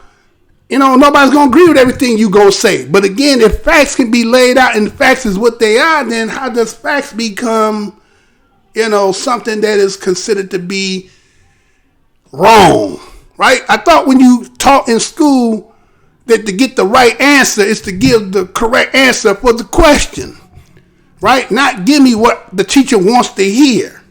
Like, if I say that the word right, R-I-G-H-T, but if I write R-I-T-E, do I still get credit as correct but the wrong right? You get what I'm saying? So anyway, so moving on with that. But you understand what I'm saying? So what they were saying here was that, he's saying that, wait a minute, how are you going to say that, one, just because I do activism on behalf of oppressed workers, challenge racism in my own home and colonialism abroad, that somehow I'm associated with the leftist organization and I praise the Soviet Union, that I would be against my own nation. No. You know what I'm saying? Sometimes you do things because, again, when you are the one being oppressed, you only one feeling the weight. You're the only one dealing with everything that you're doing that you don't have to go through. So it's incumbent of somebody in that position to speak and say, hey, get your foot off my damn neck. You know what I'm saying? And I can't breathe. Well, didn't we hear that before? I can't breathe. But you ain't let up. I can't breathe. I'm telling you. But see, I can't fight you back because of the position you in, right? See, Eric Gardner, right? You could get choked out on Lucy's. I'm complying. You saying I'm resisting. But if you say I was resisting, yet I'm not resisting, and yet you put me in a chokehold and choke me out to death, damn, I probably had a better chance resisting you than non-resisting you. And yet I'm complying and you badgering me over something so minor. You know what I'm saying? It's kind of the same thing when you look at Sandra Bland's situation. Write the ticket. That's it. I pulled you over, changing lanes. Here's your ticket. Tell it to the judge. All this extra, put your cigarette out. That's not necessary. But see, that's somebody got an itch trying to get it scratched. Yeah, get what I'm saying? So anyway, moving on. So we see that, how what Paul Robeson did, you see the black athletes had took in the same thing later on, because he's kind of like the forerunner of that, right? And he's laying the foundation. They try to make the equivalent to like what Colin Kaepernick did. But Colin Kaepernick, they say it's kind of like both. And you got to say that in one stance, when he originally did his take the knee, kind of like Robeson. But then this backdoor deal he does after he do it to Nike and get the money and all that other stuff, maybe he's doing things unbeknownst to me. I'll just give him that, right? So it's kind of like he doing both. And some people would say that Jackie Robinson was kind of Uncle Tom, right? Because they say technically he kind of sold out, right? So we see that the background, again, when you see Paul Robeson, he's come from the son of a runaway slave. He was a former top athlete, entertainer. And he was also a lawyer too, right? So Paul Robeson was well-rounded. You understand? So, stature, man, you know what I'm saying? So just pure, I guess, threat. You know what I'm saying? When you look at it, he just had to be really kind of a pure threat. And so you see that, he said some things, right? He said, like, to the fact that, we'll put it this way, the same things he stood for: lynching, police brutality, disenfranchisement of black people, right? Colin Kaepernick tried to do the same thing, right? Paul Robeson is kind of like the model that preceded everything that came after that, right? But again, he's kind of like thrown in the trash can of history, right? So, but you see that the mindset that white Americans have, because remember when they told LeBron, remember the woman told LeBron, shut up and just dribble. Don't, you know what I'm saying? Don't be talking. They see, because the article talking about white Americans expect black athletes to be seen and not heard, right? And so here it was again, we talking about Robeson was at the time of Jim Crow, right? And, you know, Jackie Robinson became viewed as the symbol of the country, right? So, you know what they do? They got certain individuals who they'll parade in front of you and make them see if life good and they say things good, it must be good. Maybe you just haven't done the things they do. They'll dangle Oprah in front of you. See, Oprah, right? Oprah. There's Michael Jordan and there's, you know what I'm saying? There's dangle mugs in front of you. But again, what is the real stance they taking? Right? That's, you know, what real stance or what really do you advocate against what you know is taking place? But again, that's what I say, you're to be seen but not to be heard. You're not here to be talking to make people sway their minds, right? So we see that, you know, again, being in the exploitative system that he was in, but you see, when you're in an exploitative system like this, we pay you. We pay you good. We don't need your opinion. You just play ball. We'll put you, give you fame, but you're not like them. And we see this constantly, right? So the reason why I'm kind of bringing this up is because, you know, again, you have black Americans who are talking about reparations, right? And then you got people who advocate for it, and then you have another segment. Now, again, if you part of the bloodline of black Americans and you, for some odd reason, see not due to the historical aspect of it, you know, again, you know, I had to figure out who you are, who your people was, and maybe that's the reason why you that way. That's another topic for another day. But if you are a person who either parents from somewhere else and you become first, second generation, right, that kind of thing, and you're vocally out speaking, it's kind of like the Jackie Paul Robeson situation, because I've heard one rapper say some things to the fact that, like, well, he was, you know, people was calling us traitors and saying that we were Russian bots. You remember, you were hearing all that, right? So it goes all the way back to Robeson, because again, anybody that HUAC was about anybody who advocates about the injustices and disenfranchisement is considered, or you kind of like Paul Robeson, right? You in the light of badness. You understand? Look at what's coming down the pipe in this YouTube world, man. It's coming. I've been telling y'all this, right? Remember, I just got off 90 days. You know how much longer it's going to be, right? So, let me finish up on this here. So, we see that, again, Paul Robeson said straight up, like it is. He said that he loved his country, right? And I was quoted in the Pittsburgh Courier back in July 1949. He said, I have my call to go to other countries to sing, but I'm going to stay right here, meaning here in this country, and carry on the fight. Again, the injustice. We've been from the bottom, coming, trying to get up. Why does everybody try to act as if like what the historical aspect in this land and what our people have gone through, that, again, there's not going to be no advocacy for change?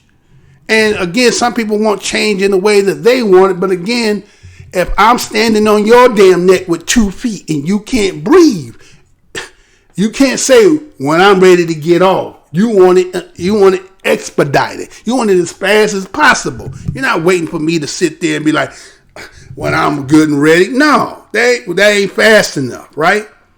So we see that Robinson in 1972 writes a book that I never had it made. He said, now, here's Robinson stating. Now, again, remember, he was considered kind of Uncle Tom of that, right? He was Uncle Tom, right? But he said, I cannot stand and sing the anthem. Now, that was him, right, back in 1972. I cannot salute the flag.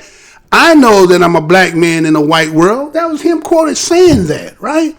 That was good old number 42, Jackie Robinson, right? Saying that. Now, again, he wasn't like like he didn't understand what was going on. But again, they talking about what he was going through was called the Great Experiment, right? Bringing him on, because a lot of people say, well, he was the first black baseball player, right? You had a Negro League too. Now, Negro League to me, to the major leagues, right? I don't know why they got major, right? Major and minor, right? Major white, minor, huh? Okay, well, anyway.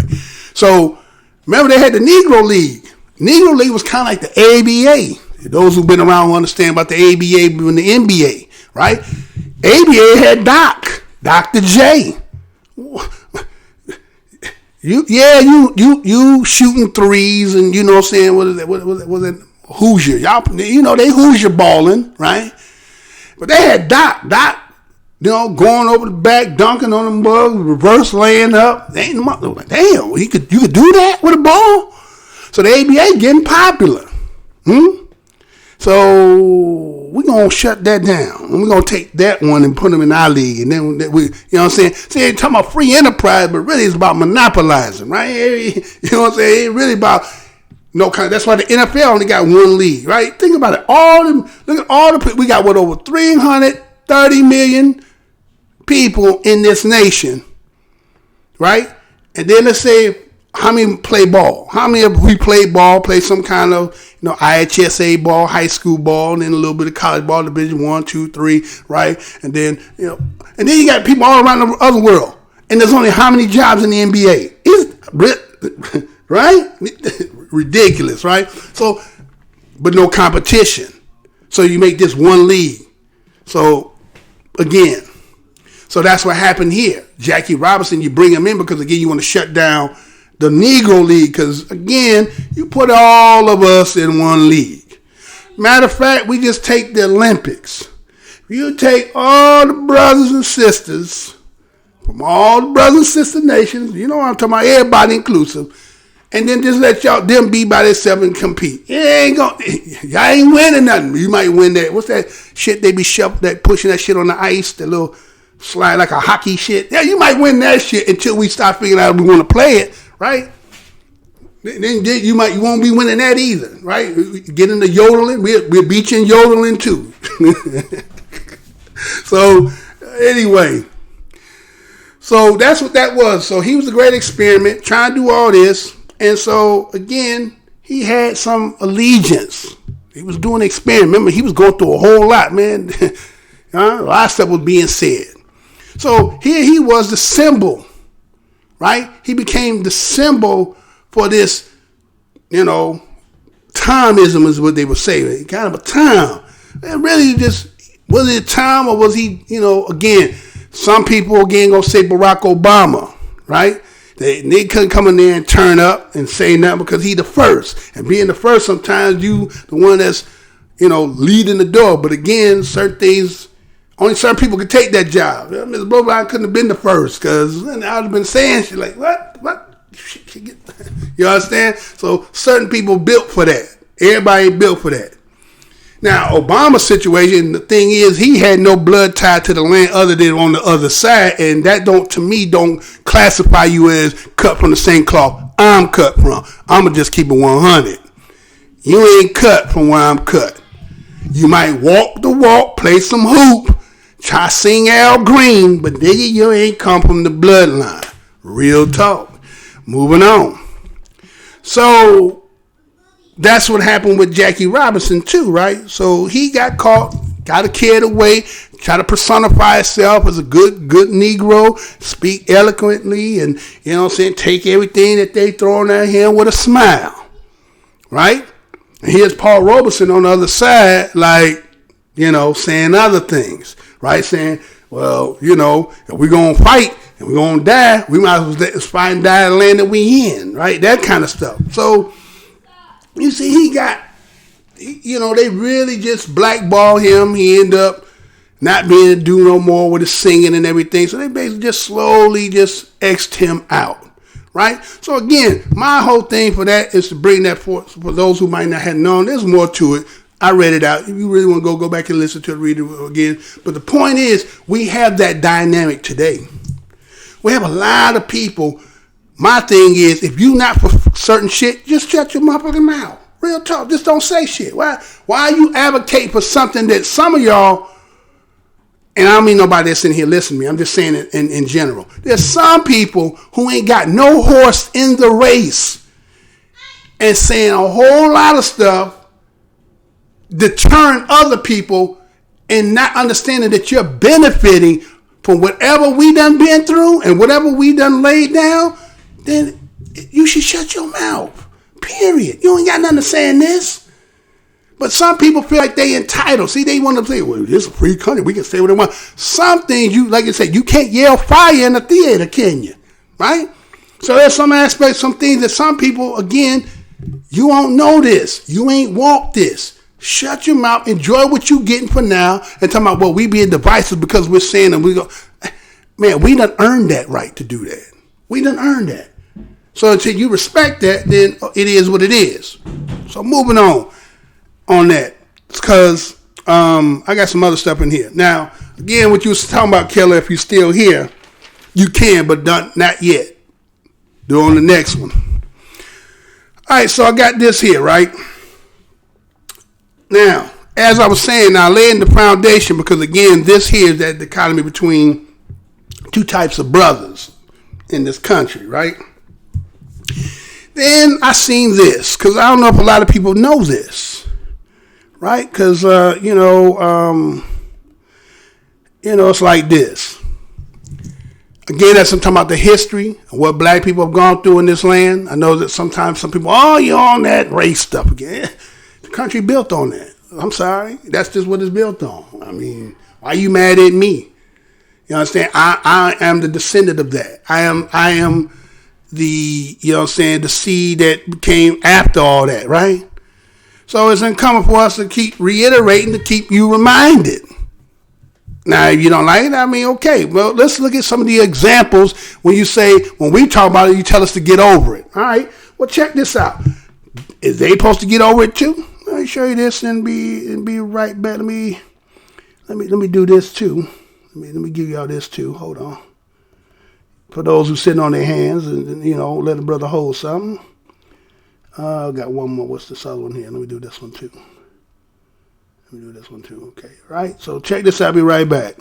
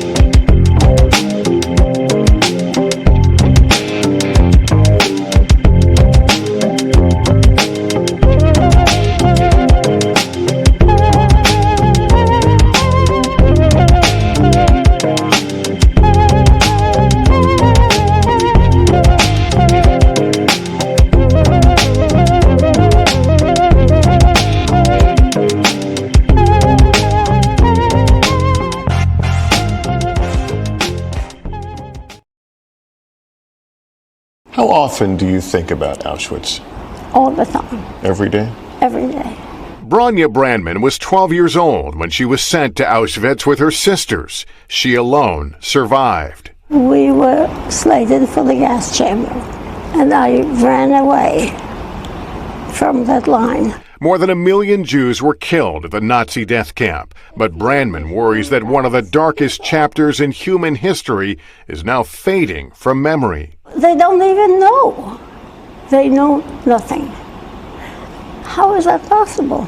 But now, a jarring wake-up call to that chapter opened this week at New York's Museum of Jewish Heritage. I see the shoes and the glasses. Were those things taken from you? Everything was taken from me. More than 700 artifacts from the death camp are on display.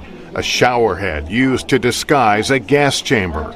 Suitcases stolen from Jews arriving at the camp. A child's shoe.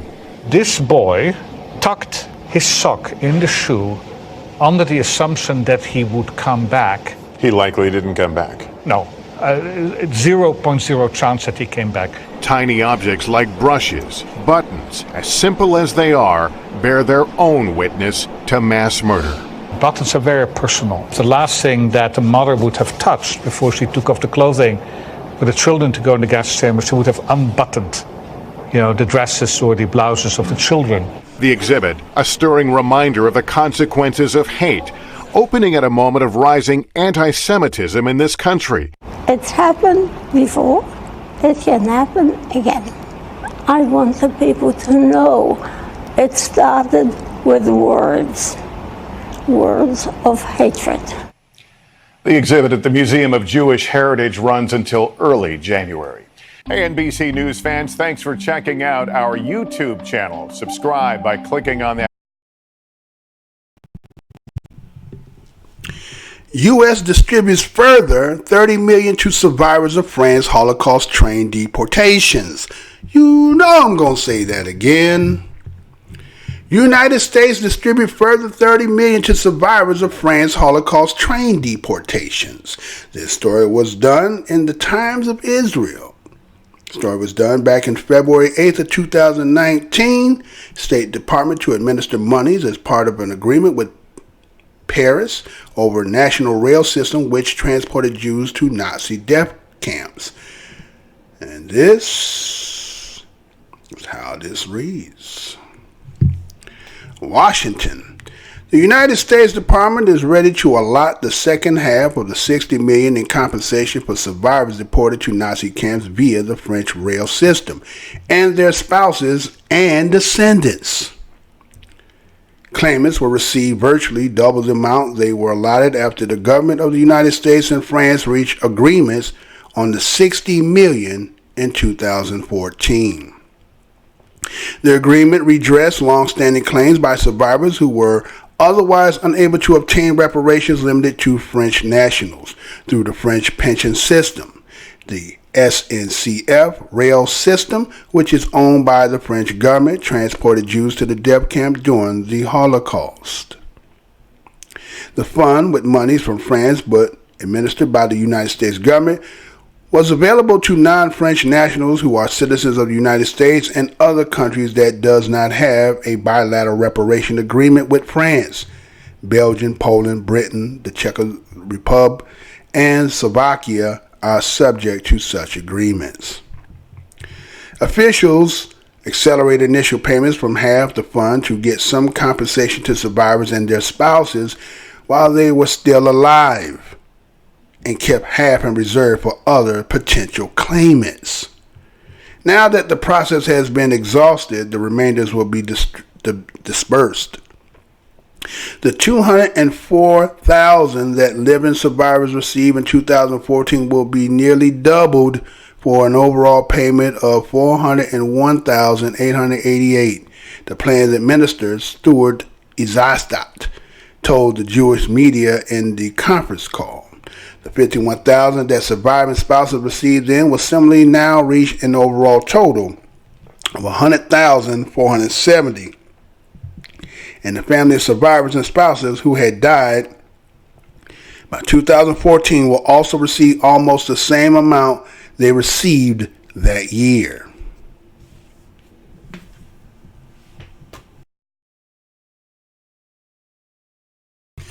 All right, so we see that video showing you about the new museum about the Holocaust, right? Those who got transported, right, and went to Auschwitz. You see there was a survivor, it was a little girl, as she said, and she talked about her memories of it, and she gave ideas how it started, right? It started off with words of hatred, right? Hatred, right? And so I gave you the article showing you that United States Department, right, is paying out the second half of the allotment of a $60 million in compensation to the survivors that were deported to the Nazi camps via France rail system, right? They giving spouses and descendants. I'm going to say that again. Spouses and descendants. Now, I said the claimants will receive virtually double the amount. Because originally they gave, I think, $30 million, then they ended up getting a $60 million agreement settlement. Agreement redressed the long-standing claims. And that's the rail company was called SNCF, right? And they said it was owned by the French government, which transported the Jews to the death camps during the Holocaust. And so somehow I'm trying to figure out how the United States is brokering, right? Kind of the broker in this, right? But they brokering, and somehow that the French, non-French nationals who are citizens of the United States and other countries that does not have a bilateral reparation agreement. So that's food for thought for if somebody should know who's part of that. Listen to what they talking about, a bilateral agreement, right? Because reparations here wouldn't just be one people. I mean, if they ever should get to the point of, trying to figure this all out, I think that's why a lot of people really don't want to hear that talk. Because, see, there was a lot of people invested in it. There's a lot of different factions and banks and insurance. And there's a lot of culprit in this, right? So we see that's what happened here, right? So, again, there's nothing wrong with that. There's nothing wrong with righting the wrong. Ain't nothing wrong righting the wrong. You can't sing R. Kelly no more, right? So anyway, so you can't do that, right? So that would be trying to make some progress, right? That you wronged some people. Looking at hindsight, it was wrong. And some people will say, well, we're not culpable for that. Are we to be held for what our ancestors did? Now remember that point I just made there. Because on the last part there, I got another thing that I'm gonna play after this. But remember that point, because I'm gonna bring it back up. But remember that. Are we culpable? Are we responsible for what our ancestors did, right? Keep that point. So we see that they also accelerated it, right? Because think about that. Okay, they accelerated that to get that done. And the funds, they try to hurry up and get it done by 2014 because there's people who died in 2014. So what they end up doing is they're going to allot them to their spouses, and then they got another fund that anything that should be born after that, they're going to get it. So, okay, y'all paying descendants too? All right, that's commendable. That's very commendable, right? So they said the process has been exhausted, and originally it was only going to be about $204,000, and then it got doubled up to $401,880. That's good, right? I hear a lot of people when black people talk about reparations, like, all they just want is a check. Well, a check when you ain't got no money? When you got no money. So everybody just want to give you, okay, you want to give you college, right? But everybody's not college material. We know that. We could just look at the statistics of people not graduating out of high school or going to college or can afford to go to college. So the check in the hand could do some good, right? Everybody want to talk about, well, ain't no niggas getting money to go buy a Cadillac. Well, guess what? You don't own stores. You ain't got business. Of course, where else you going to spend your money? I'm tired of hearing that. I'm tired of hearing people trying to say, well, when niggas get some damn money, all you going to do is get back to the white man. What business you got that the white man don't touch? Let me say that again. What business you got that somehow the white man ain't got his hand or finger or tip in your business? You in this country, right? You understand the foundation and all the charters that was given, right? You understand what corporations are, right? Fantasy, right? Fantasy. So, all right. So with that being said, people from the Jewish nation have been reparated. Now, for those who may not have known that, there you go. See, they got reparated for them that was on the train that supplied the train that take them, right? Germany done also paid them, the country, right? They had them, right? All right, that sounds like a good thing, right? But why was it come to us? Nobody wants to have that conversation. Everybody said, you making us angry by talking about it. Basically, if you look at all the stuff that, when you look at the list of how that whole manifest in there, a lot of that stuff is lining up here. It's lining up. So that, remember, at the beginning, we talked about somebody stockpiling. Look at all them damn guns he had. Thousands of guns. Who are you giving them guns to? That's what you better be looking at. So if that one got caught, see, you don't see only thing. See the creator let things fall out for us to see, but sometimes we ain't paying attention because you being diverted. You know, you're looking at you worrying about whether Aisha Curry, you worry about all that. They got thousands of guns and distributed, and most of you wouldn't even looked over there, right? Where you got all them damn guns for? And how he only get a 5,000 walk bond with that? All right. Never mind. Don't say I didn't tell you nothing. Now, I'm going to get to the nitty gritty of this. Now, Killer, if you trying to call, see the number on your screen, sir? Go ahead and call in, man. That's what you could do. Call in right now. You want to call in? There's the number on your screen. Number is 262-922-8755. Is that what you're trying to do, sir? That's what you're trying? Go ahead, hit that number, Kelly. You can come on in before I get to the other part. I'll give you time to call in to see if it come through now so I can pick up on you. They say no more kills, okay? Obama. Yeah, well, yeah, Obama is what it is. All right, so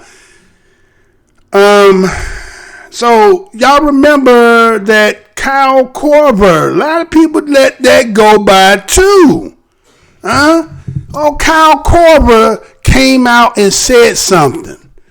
But you know they only kind of kept it on the sports part, right? They didn't let that get into the, the national news and didn't really. Oh, okay, you call. All right, let me go ahead and answer this call. Hold on, y'all. Let me go ahead and answer this. See if I get this person in here. See if I can get you here.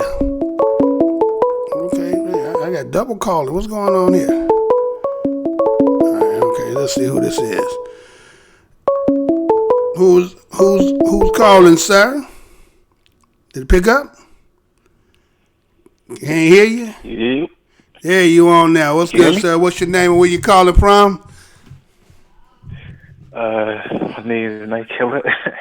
Calling from Canada. Okay, what's good, sir? How you feeling today? I'm good. Just, okay. Here to support my brother. Okay. That's good to hear your voice, man. I thought you was gone for a minute. Nah, I've been, my situation is still the same thing. Okay. Kind of, been working a little bit. All right, that's all good. Right. So anything on the show, we can have that back call after the show, but sometimes you want to get in the show, you want to just be, you can be on the show and speak as freely if you want to just be on the show, that's fine. I'm cool with it. I was just listening, man. I haven't heard it in a while. I seen you got Twitter and all that. Okay, yeah. So what? No, I just got off that 90-day suspension. Right? They had blocked. What happened? Yeah, they had 90-day suspension on what I can't tell you other than the fact that a white dude was doing 3-card Mahdi and used that to, you know what I'm saying. So again, you know what I'm saying. Again, it's under discretion of individuals. Certain things that certain people talk about, they can use or consider inappropriate. Whether it's factual or not is another thing. Facts these days are becoming like the thing that people don't want to hear. So they did it. So it is what it is. But we move forward. That's what. Yeah. What? So that's not freedom of speech. Like what? No, freedom of speech. I guess. Well, that's a word or phrase, but an application. I think when he who wields the pen gets to write the laws, so it's kind of like the laws, have chances to change, even though you didn't know they changed. Because it's like, when New Year's come, the next day the laws done change. You know what I'm saying? Every New Year come, they done change up the laws. Yeah, so yeah. you got to be going back and find out, oh, damn, you can't flick your light, you know what I'm saying, for your cigarette and you get a ticket. I didn't know that. Yeah, not till you get the ticket do you find out, right? Yeah. You know what I'm saying? So that kind of thing. I guess, like, I honestly, like, I guess I can't say I've seen it. I can see it coming, but, like, you know what I'm saying? Like, I'm surprised at what you said, but you said some way, like, worse things before. Like, Again, because your phone broke up a little bit. Re-say that again. No, I was saying I've seen you say like some real harsh things from before compared to like now. Because again, they're kind of like not watered down. No, it's not that it's water. It's just that I can't use the material. The material I was using before, I could come like that. No, I'm still who I am. It's just that, they made changes. Yeah. You know what I'm saying? It's about more restricting. And again, there's a lot of channels that's disappearing that a lot of people just don't realize. And if they're going to get you, they're going to get you eventually. So it's not, no, I didn't change up. It's just that the format, again, when you're playing the game, you have to play the game according to the rules and figure out what you can and what you can't do. So, you play within the rules. As long as you play within the rules, you fine, right? It's not changing up styles because I'm going to always be me. That's just me. I'm just me. No, for sure. For sure, right? So sure. I'm just saying, no, it's not what, no, that was something entirely, that's there when the time is appropriate. Just put it that way. This here is just now because we're doing, again, the show is based on news, right? We're going to do news, keep you informed, throw the history in there. And again, like you doing now, I want more people to be, call in and put their perspective. I'm going to be the only one talking. That's why I put the number up there. But again, you got to look at this, though, also killing. I've been doing this for now, 7 years? 7 years, right?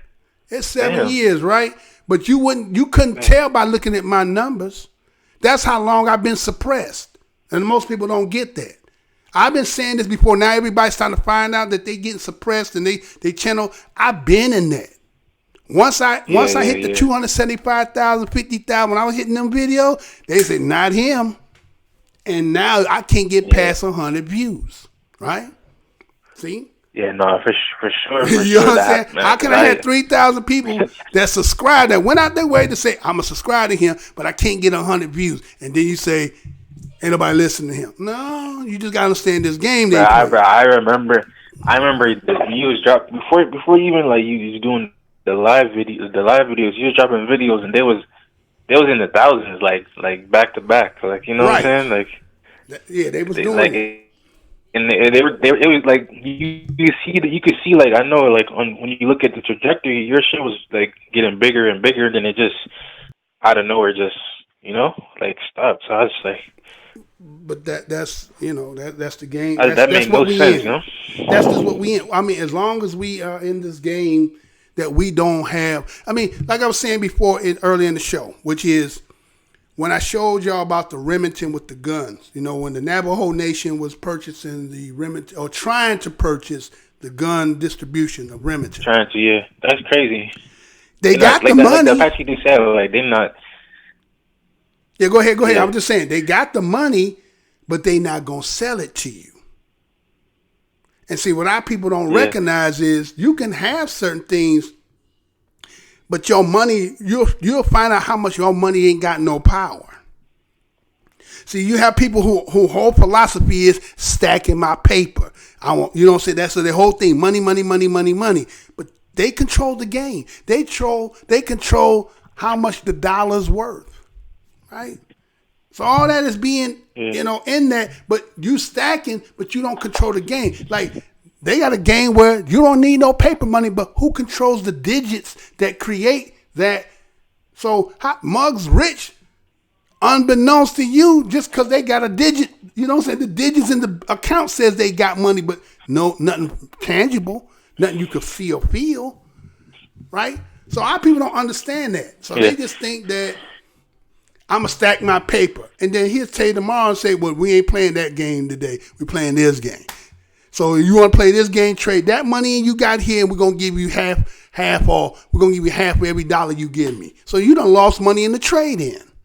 So they can't see that. Right? And so because I will talk and advocate and talk news on that, that's what people don't understand why I say I'm the most hated show in the Black Corner. See, all the shows, they got their thing. You're going to be laughing and joking and playing. This is. Motherfuckers trying to put your ass out of business. You hear what I'm saying? They're putting you and us out of business. Because, again, understand the beginning of the game. Look at Africa. Right? Africa, pretty much Chinese done bought Africa. Then you got Russia in there, France over there, Britain over there, and United States is sneaking up in there. So it's like, I hear all this talk, but ain't nobody looking at the reality of it. And so with that being said, it's just the fact that, you know, people want to keep playing when these are serious times, right? It's really serious. And that's why they restrict them, because, again, people have used social media in a way they didn't think. They thought everybody was just going to be doing all the, you know, World Star and, you know, crazy, all that. But people were starting to use it in a way to be informative, right? Teaching, showing, telling, and exposing. And so now they're coming back and now they're restricting that. You know, before you know, matter of fact, Africa, check this out. Africa just, okay, China had cut its internet. Russia had cut its internet. America, remember Facebook and China? Remember Instagram, Facebook was all for why everybody was tripping. Remember YouTube did it. They already did the test run. They already did it. They got the kill, so they kill this at any time, and that's it. It's over. It's over. You know what I'm saying? It's just over. Yeah. And so anyway, somebody out here who out there talking now. I got a question for you. I had a question for you. Yes, sir. Come on with it. Are you good, Leonard DeYuta? You seen? No, I was saying Leonard DeYuta. He was saying he finally caught me live. No, brother, I just got back in live. That's all. This is the second show since I did the first one, Leonard DeYuta. But go ahead, Killer. No, I was gonna say you seen what happened to Nipsey, right? Yeah. What you think on? It's not funny, but what do you think on like people saying like it was like a conspiracy and shit? I took the month off not to even talk about that because I know what you're talking about, and I looked at a lot of stuff because I was off. If you look at the last video before the last one I just did on the 10th, I had been off for a month, and that's the time from the time that happened all the way. I said I wasn't going to jump in because everybody was doing it, so I didn't want to touch it. But you asking me a question, it's not that I don't want to answer it. But I'll talk to you again, but on that, because again, it's kind of like, there's a lot of scenarios in that. You get what I'm saying? There's a lot of different scenarios played in that. You know, and so it's like, I don't know what's what really, right? Yeah. And Christopher Darden just dropped being his attorney, right? Okay, yeah, the one that was with the Eric Holder, Christopher Darden was the attorney, right? So he just dropped him because again, he was getting a lot of death threats and stuff, right? And homie that got shot with him, that got paralyzed, but they done just released him, right? He got released. Yeah. He's getting released, right? So it's like the other guy, and I mean, it's a. If you do a little reading research, you're gonna find that there was a situation that happened in that same area, but somebody originally who you'll read it. Let's put it that way. Like I said, man, I ain't trying to get involved in that. You know what I'm saying? again, brother was doing a lot of good work. Yeah. Rejustification is a serious business because you got somebody who got plans. They trying to build something, and you trying to tell people, no, hold your, keep going whole. That can cause problems, right? So that could be tied in somehow in that too as well. And why it's so choppy, bro? Like, I'm choppy too. Can you hear? Well, maybe they doing it because you talking. Every time like you start. No, but you good though. Leonard Yuta saying he said an auto hoax. Leonard Yuta. And Leonard Yuta said he don't get any notification and to set for every notification. Yeah. Well, they doing that, brother. I'm reading the comments as well, Killer. Yeah, I agree with you on that too, Leonard Yuta. I agree with you on that. I definitely agree with you. I just don't want to be, so many people went out there and talked about it, right? So many people, there was just plethora of videos and conspiracies and all kind of stuff. A lot of people said a lot of things. There was people said they was there. They think they was the one that did it. It was just a lot of stuff. And I was just like, that's too messy, man. Yeah, it was crazy. Yeah, it's too messy. There's a lot of aspects that just don't match up. Right, and I know your style. Your style. You like to let everything die down a little bit, and then you go for it. I think it's a month. It's been up to a month now, and I'm still like, almost 2 months. Well, it was March 31st, right? March 31st. Okay, so it's went over a month, almost going on two months, and. No, man, I wouldn't do that. Out of respect for what took place, it ain't right for me to get in. That ain't my business. You understand? Some things you just got to say ain't my business. You know what I'm saying? Like sometimes some people come in, some that say just ain't my business because I don't know. It all there's a lot of suspect things, and so Leonard Yuta said some things, and I kind of look at it that way too. And it's like I just don't want to be out in record saying those things like that because I don't know, and you could be totally wrong. So in the case like that, I just leave that to everybody, all the other naysayers. Yeah. That's their business. That's not mine, right? Yeah. Thanks a lot, brother. Yeah. So let me go ahead and play the rest because unless you got something else, let me play this while you still on. You can stay on. Let me just play this. This video that I'm gonna play here. Right now. I can hear you. Can you hear me though? You can hear me though, Killer? Huh? You can hear me though, right? Yeah, I hear you now. Okay, so it's going in and out. Yeah, okay. I hear you better now. Okay. So what I'm saying is I'm going to play the next video for everybody that's still here because I guess people kind of left. I understand they don't want to hear all that. I get that. But this video here, like I was talking about, when Kyle Korver did what he did, right? Did you see that with Kyle Korver? Yeah. Right? Did you see that? Yeah, Kyle Korver. You remember he put out this article. And I'm about to play it for y'all right now, right? This will be the last article.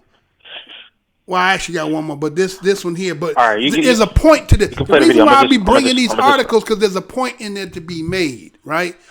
And he made a point, and the thing is, everybody like they say always a point, right? You know what I'm saying? But I'm gonna just listen.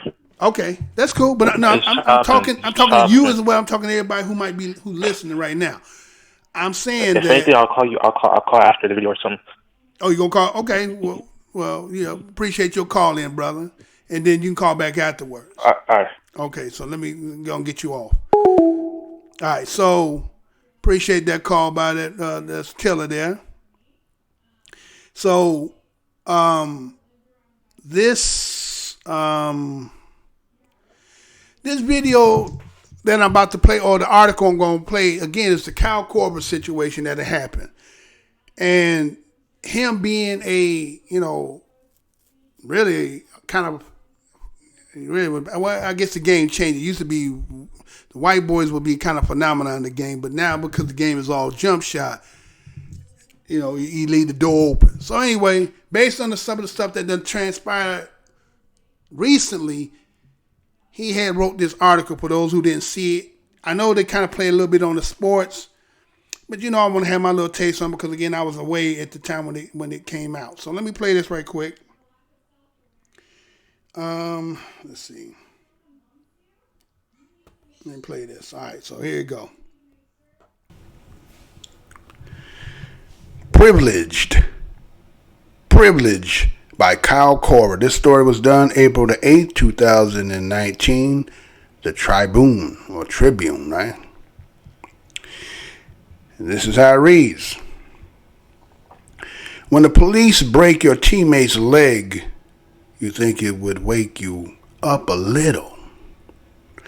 When they arrest him on a New York street, throw him in jail for the night, and leave him with a season-ending injury, you think it would sink in. You think you know there was more to the story. You think. But nope. I still remember my reaction when I first heard what happened to Tabo. It was 2015, late in the season. Thabo and I were teammates on the Hawks, and we flown into New York late after a game in Atlanta. When I woke up the next morning, our team group text was going nuts. Details were still hazy, but guys were saying Thabo hurt his leg during the arrest. Wait, he spent the night in jail? Everyone was pretty upset and confused. Well, almost everyone. My response was different. I'm embarrassed to admit it, which is why I want to share it today. Before I tell the rest of this story, let me just say real quick, Thabo wasn't some random teammate of mine or some guy in the league who I knew a little bit. We become legitimate friends that year in our downtime. He was my go-to teammate to talk with about stuff beyond the basketball world, politics, religion, culture, you name it. Thabo brought a perspective that wasn't typical of an NBA player, and it's easy to see why. Before we were teammates in Atlanta, the guy had played professional ball in France, Turkey, and Italy. He spoke 3 languages. Thabo's mother was from Switzerland and his father was from South Africa. They lived together in South Africa before Thabo was born, then left because of apartheid. It didn't take long for me to figure out that Thabo was one of the most interesting people I've ever been around. We respected each other.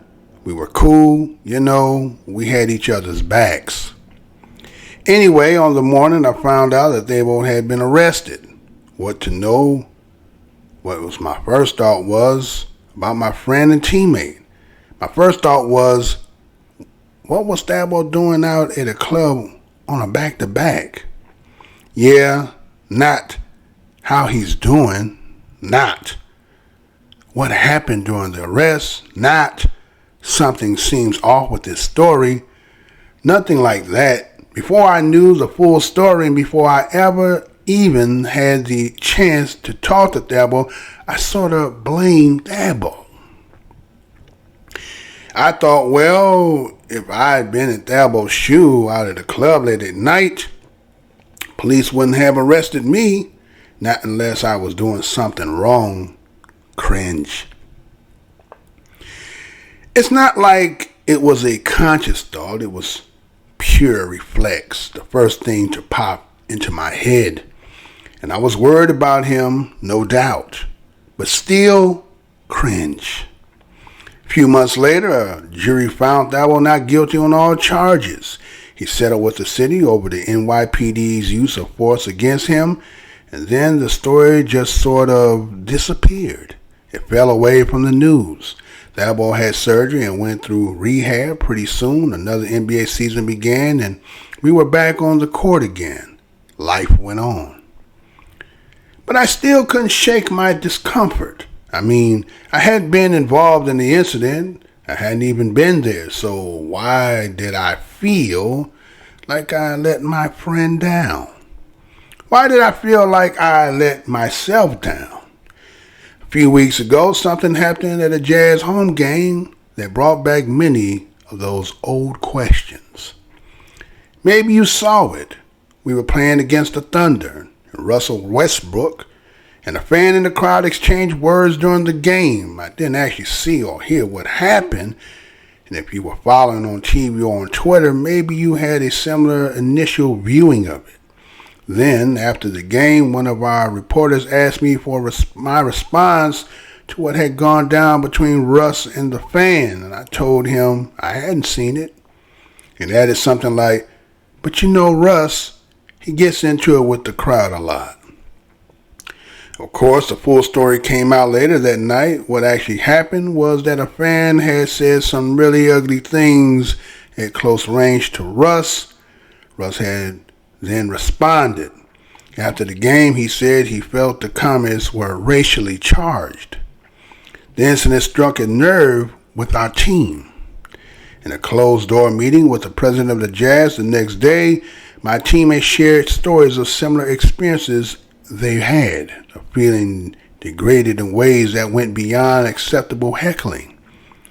One teammate talked about how his mom had called him right after the game, concerned for his safety and SLC. One teammate said the night felt like being in a zoo. One of the guys in the meeting was Thabo. He's my teammate in Utah now. I looked over at him and remembered his night in NYC. Everyone was upset. I was upset and embarrassed too. But there was another emotion in the room that day, one that was harder to put a finger on. It was almost like disappointment mixed with exhaustion. Guys were just sick and tired of it all.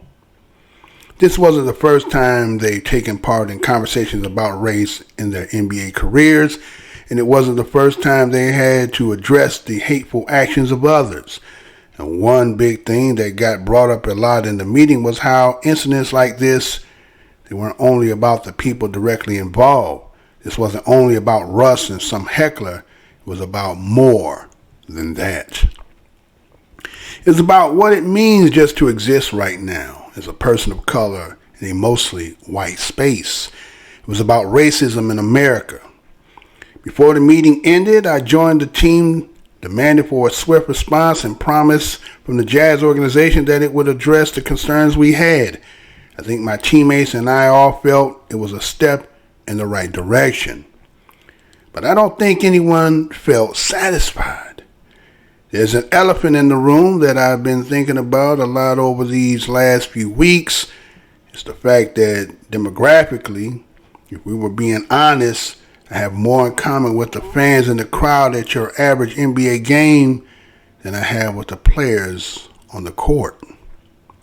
And after the event in Salt Lake City last month, and as we've been discussing them since, I really started to recognize the role those demographics play in my privilege.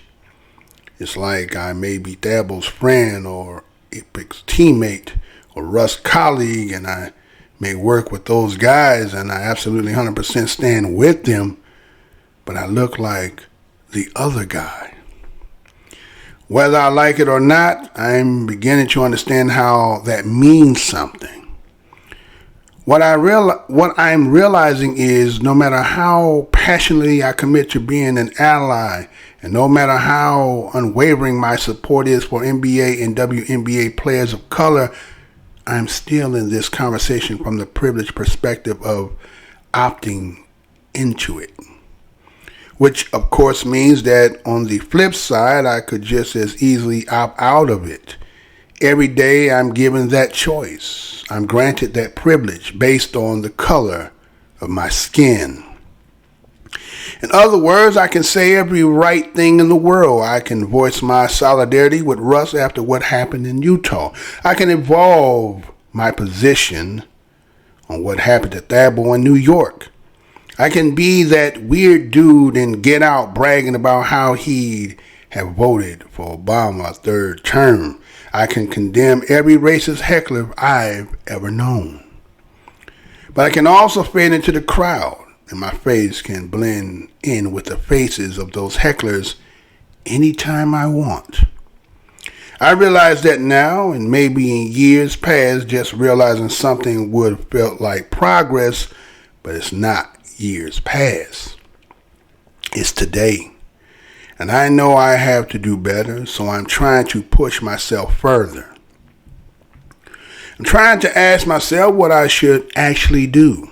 How can I, as a white man, part of this systemic problem, become part of a solution when it comes to racism in my workplace, in my community, in this country? These are the questions that I've been asking myself lately. And I don't think I have all the answers yet, but here are the ones that are starting to ring the most true. I have to continue to educate myself on the history of racism in America. I have to listen. I have to say it again because it's the important. I have to listen. I have to support leaders who see racial justice as fundamental, as something that's at the heart of nearly every major issue in our country today. And I have to support policies that do the same.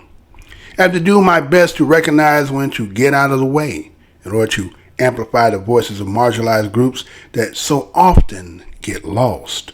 But maybe more than anything, I know that as a white man, I have to hold my fellow white men accountable. We all have to hold each other accountable. And we have to be accountable, period. Not just for our own actions, but also for the ways that our inactions can create a safe space for toxic behavior. And I think the standard that we have to hold ourselves to in this crucial moment is higher than it's ever been. We have to be active. We have to be actively supporting the causes of those who've been marginalized precisely because they've been marginalized. Two concepts that I've been thinking about a lot lately are guilt and responsibility. When it comes to racism in America, I think that guilt and responsibility tends to be seen as more or less the same thing. But I'm beginning to understand how there's a real difference. As white people, are we guilty of the sins of our forefathers? No, I don't think so. But are we responsible for them? Yes, I believe we are. And I guess I've come to realize that when we talk about solutions to systematic racism, police reform, workplace diversity, affirmative action, better access to health care, and even reparations, it's not about guilt. It's not about pointing fingers or passing blame. It's about responsibility. It's about understanding that when we said the word equality for generations, what we really meant is equality for a certain group of people. It's about understanding that when we said the word inequality for generations, what we really meant is slavery and its aftermath, which is still being felt to this day. It's about understanding on a fundamental level that black people and white people, they still have it different in America. And that those differences come from an ugly history, not some random divide. And it's about understanding that Black Lives Matter and movements like it matter because, well, let's face it, probably would have been safe on the street that one night in New York if Dabo wasn't. And I was safe on the court that one night in Utah and Russell wasn't. But as disgraceful as it is that we have to deal with racist hecklers in NBA arenas in 2019, the truth is you could argue that that kind of racism is easier to deal with. Because at least in those cases, the racism is loud and clear. There's no ambiguity. Not in the act itself, and thankfully not in the response. We throw the guy out of the building and then we ban him for life. But in many ways, the more dangerous form of racism isn't that loud and stupid kind. It is the kind that announces itself when it walks into the arena. It's the quiet and subtle kind. It's the kind that almost hides itself in plain view.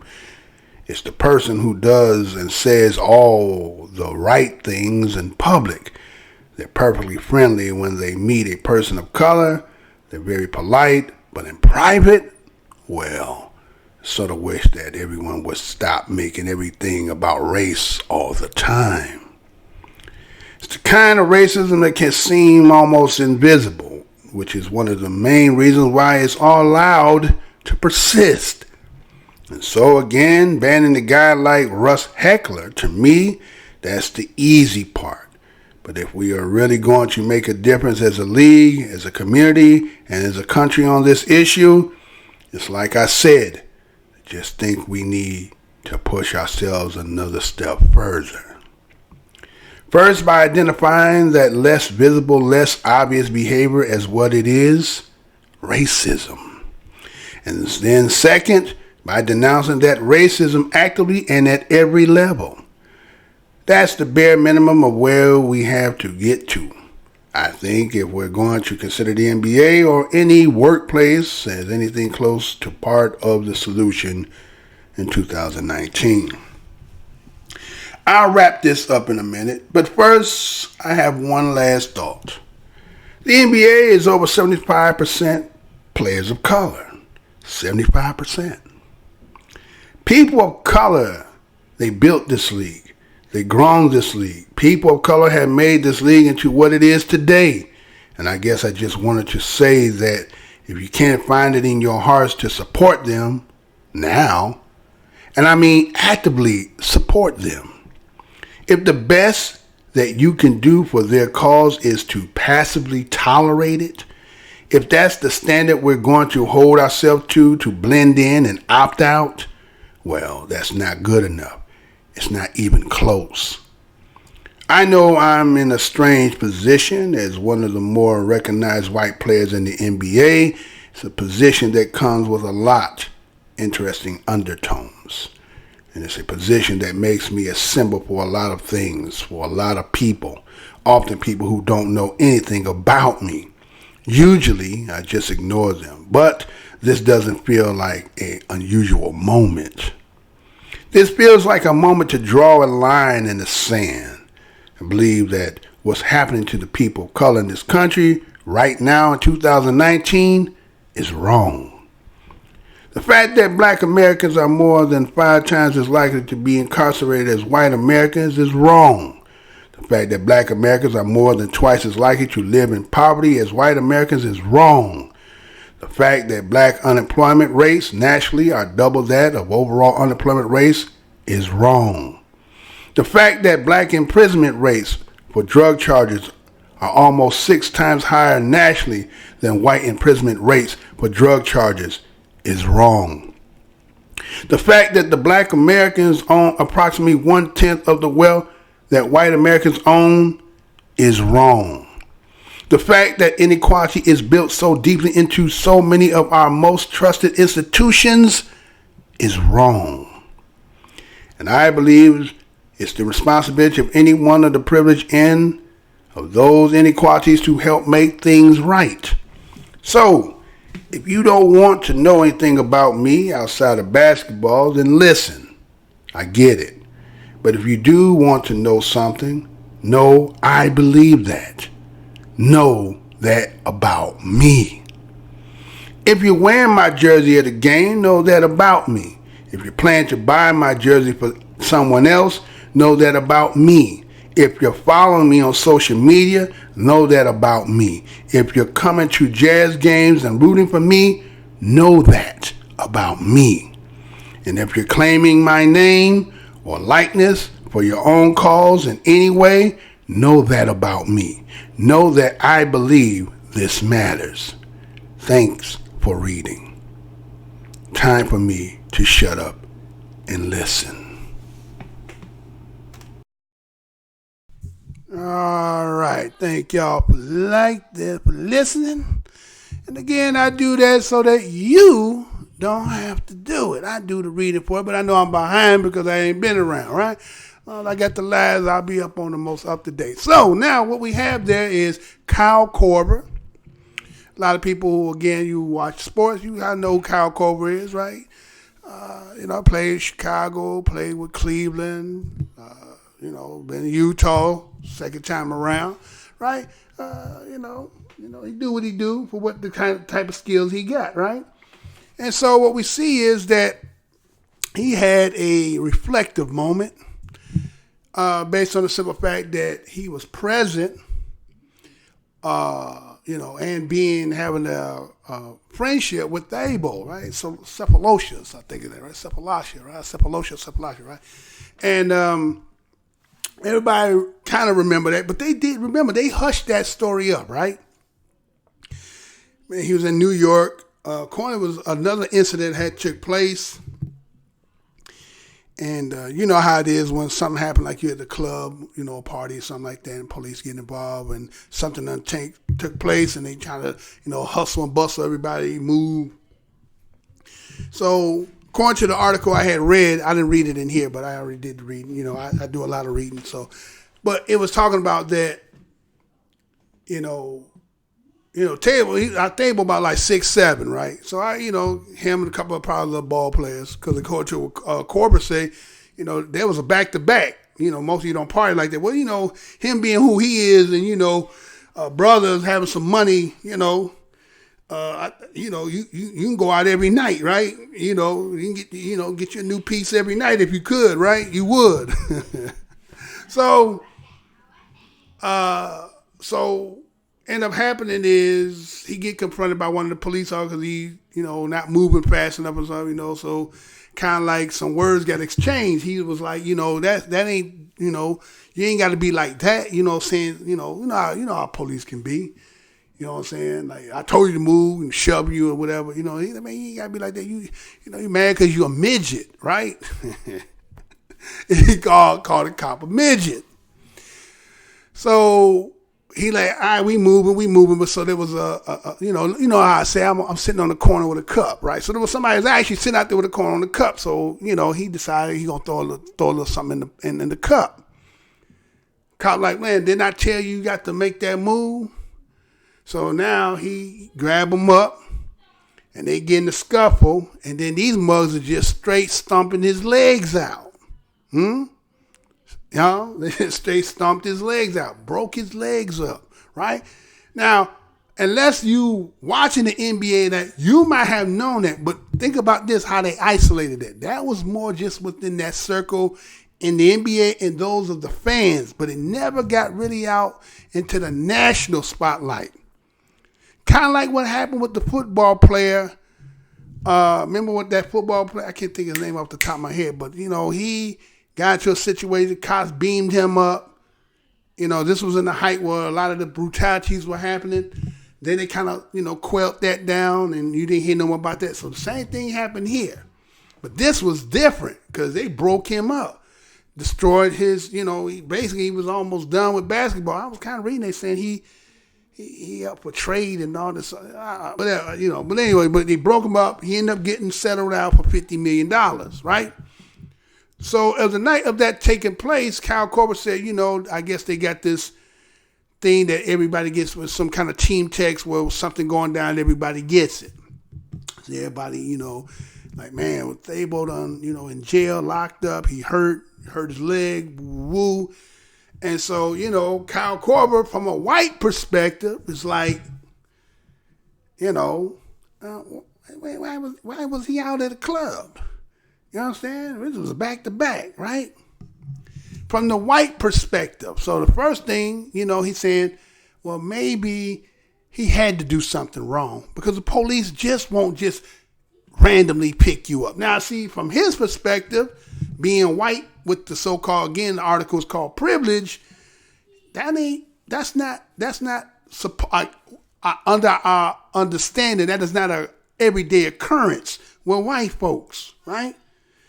So in his mind, he couldn't tabulate why he had to do something wrong. So he kind of was like, in the perspective, like, maybe if you didn't go to the club, maybe you wouldn't do what you was doing, maybe none of this would have taken place.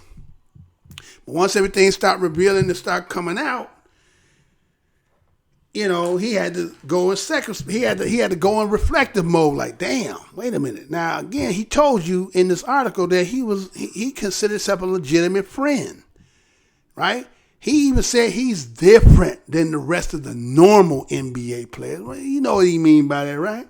Like, you know, you from the hood, or you from the black experience, you know, there's certain theme that when you deal with us is going to be across the board. But see, Thabo, mama is Switzerland, and his daddy from South Africa, right?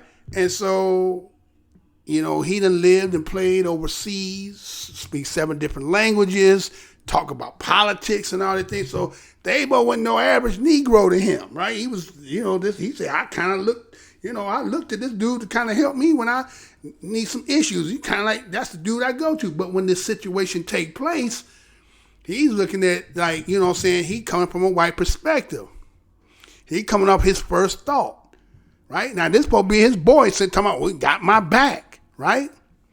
So you see that after, you know, everything comes out in the wash and that the jury had found him not guilty of all charges, he felt guilt because he's like, you know, if it would have been me, that wouldn't have took place. So I can't see why that would happen to you. But he's not understanding at this time that he's saying, now again, he's writing. He's, I think Kyle Court about 36 or 38 years old. This ain't brand new to him. You understand? He know. I mean, he's saying some things in there, right? And so he making it as if he's kind of, you know, sometimes white folks try to act as if like they are blinded as into what really go on, right? And so that's what he was coming from, that perspective. And so he gets going back to Utah. He's there, the situation when it goes down with Russell Westbrook. Well, that situation where the fan said some stuff rough, talking about he come whoop his and his wife, right?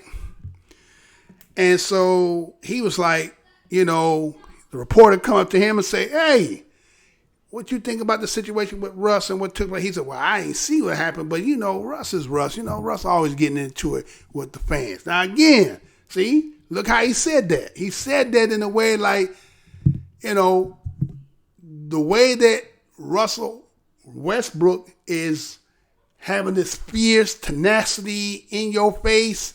So yeah, that's about his character, you know. That's what happened. Not understanding that my man provoked that, said some things that made him respond. And see, that goes to the old saying how they used to say every time when we say some things, it's always racial. You're always using the race card. No, the shit be real. The shit be real.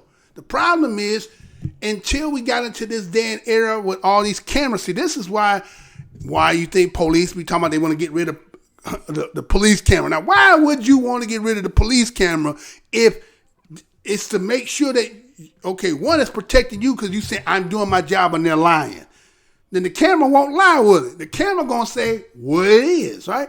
What I said at the beginning, the truth don't need no partner, right? The truth don't need no partner. So if the truth is there, lay it out. But no, you know what they'll do, like the Rodney King situation. What your eyes see is lying to you. This ain't what took place. We whooping him ass, but they ain't what really took that. You seeing that part, but you didn't see what he did to get that. Right? You didn't see what he did to get that. Yeah, you seeing that, but you ain't seeing what he did. Nigga driving a Hyundai and was drunk and tore up and high. Ain't too much else he could be doing. You know what I'm saying? Even if he had a tantrum, let's say, baby crying, let him cry it out, right? Whatever, right? Ain't no rush. You know what I'm saying? You getting paid anyway. So anyway, so that's the perspective they come from. They don't want that there because they don't want that to be seen. So, you know, that perspective that they're coming from only is now being revealed because why? You're seeing it so constantly. you're seeing it so prevalent to the fact that it's like we don't want, it's again, I always tell you, Dracula can't see, according to the way they teach us about Dracula, right? Dracula can't see his own reflection. It's because why? He don't have no reflection. But if Dracula could see himself, it's kind of like, I seen a video one time where a cat or a monkey went across a mirror and seen himself and jumped and was scared and he didn't know what the hell it was because he never seen himself, right? Scared his own damn self, right? So that's how it is. See, when you're starting to see yourself, and again, is it all? No, it's some but not all, right? It's some but not all. And so when you start seeing yourself, you're not liking what you're seeing. And so you want to, quell it. That's the same thing that's happening on the internet. What are you talking about this thing about truth and what they, talking about inappropriateness? It's about not talking about the obvious and the true. And we could be liars as long as we can go with the myth of what somebody said we always lying. Then when the facts is there, then, it's kind of like, well, that's just one. Remember that, what was that? What he said, it was just one. No, we got more than just one, right? The preponderance of evidence makes you guilty. But anyway, so moving on. So we see that, again, Kyle is reflecting. We start going back and say, oh, man, I said them things, but now. So they have a closed-door meeting, and he gets to hear the perspective of different players. Now, he a white guy in there. And they all got these similar stories about how they've been in a situation. One said, oh, I felt like I was in a zoo and, this and that and da-da-da-da-da. And he's seeing that. And from his perspective, he didn't know that exists. At least that's what he says, right? Right? That's what he says. So he writes this all out in response to try to get, I'm speaking to the people. Now, again, remember when I read about with Jackie Robinson and Paul Robeson, when it talked about athletes are to be seen and not to be heard, right? Remember that? Remember they told LeBron, shut up and dribble the ball. Your opinion doesn't matter. So here it is. Kyle Korver is a white German, he's a white Aryan. He's cut from that cloth, right? And he's saying the thing from a perspective because he knows, right? He knows. So he's saying, again, working in think about this, your job that you work in, 85% black people, you think, you know what I'm saying? One of you white mothers going to have to be saying something in pro for what's going down. Otherwise, like he said, my face, I could blend in with the ones because I look like more the people that's in the crowd than the people I'm playing with. I have that perspective. I can actually be for you and jump off and be on the other side even though I act like I'm with you, right? Because I have the privilege to do that. See, and the thing is, he exposes this to the nation and saying what they need to do, right?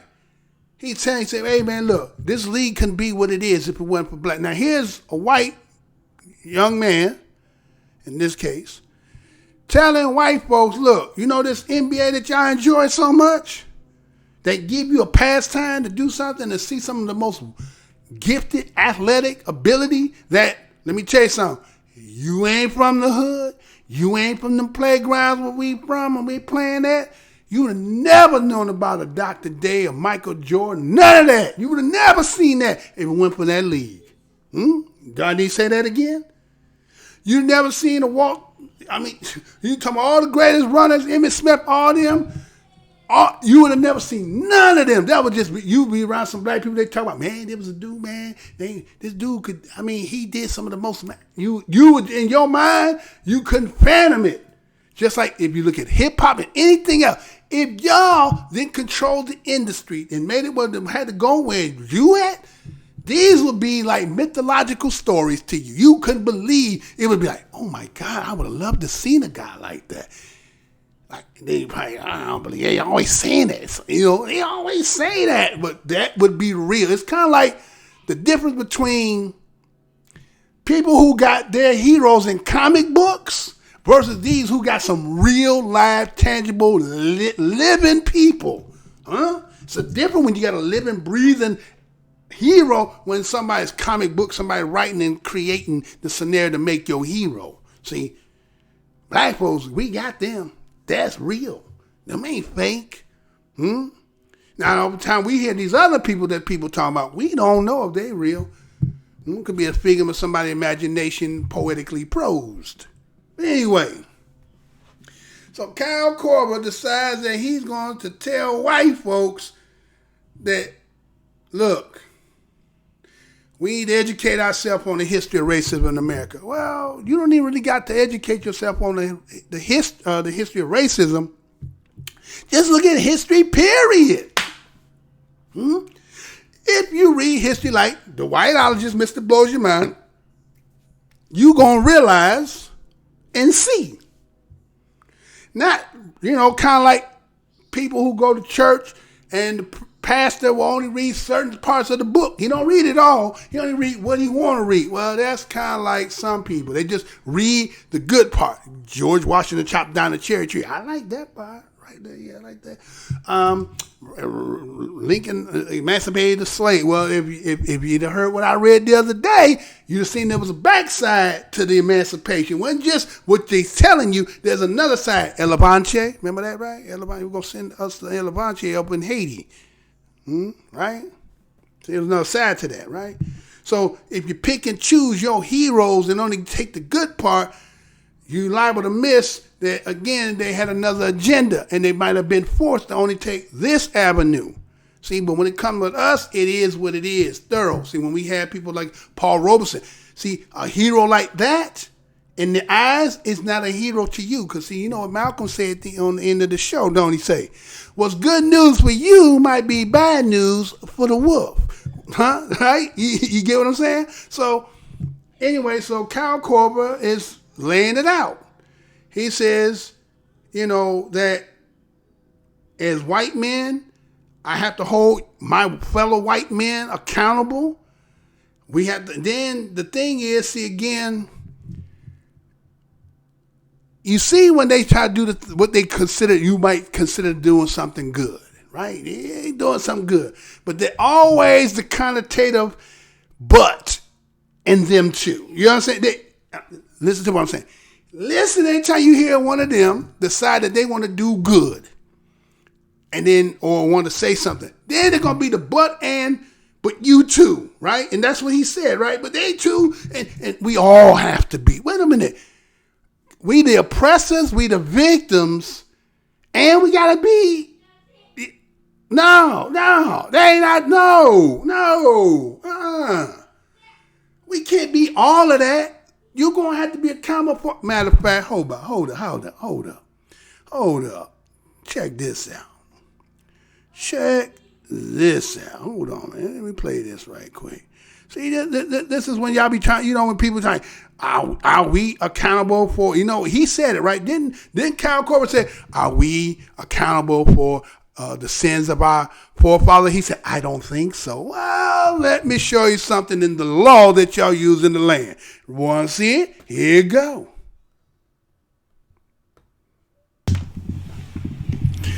Now, the word is accomplice.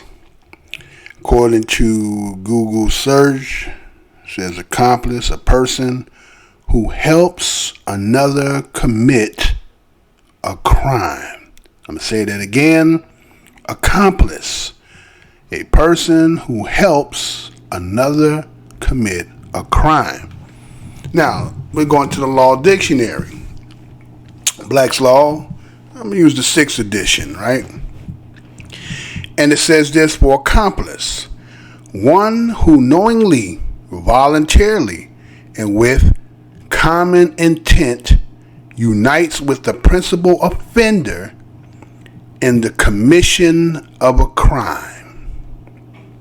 One who is in some way concerned or associated in commission of crime. Partaker of guilt, one who aids or assists or is an accessory.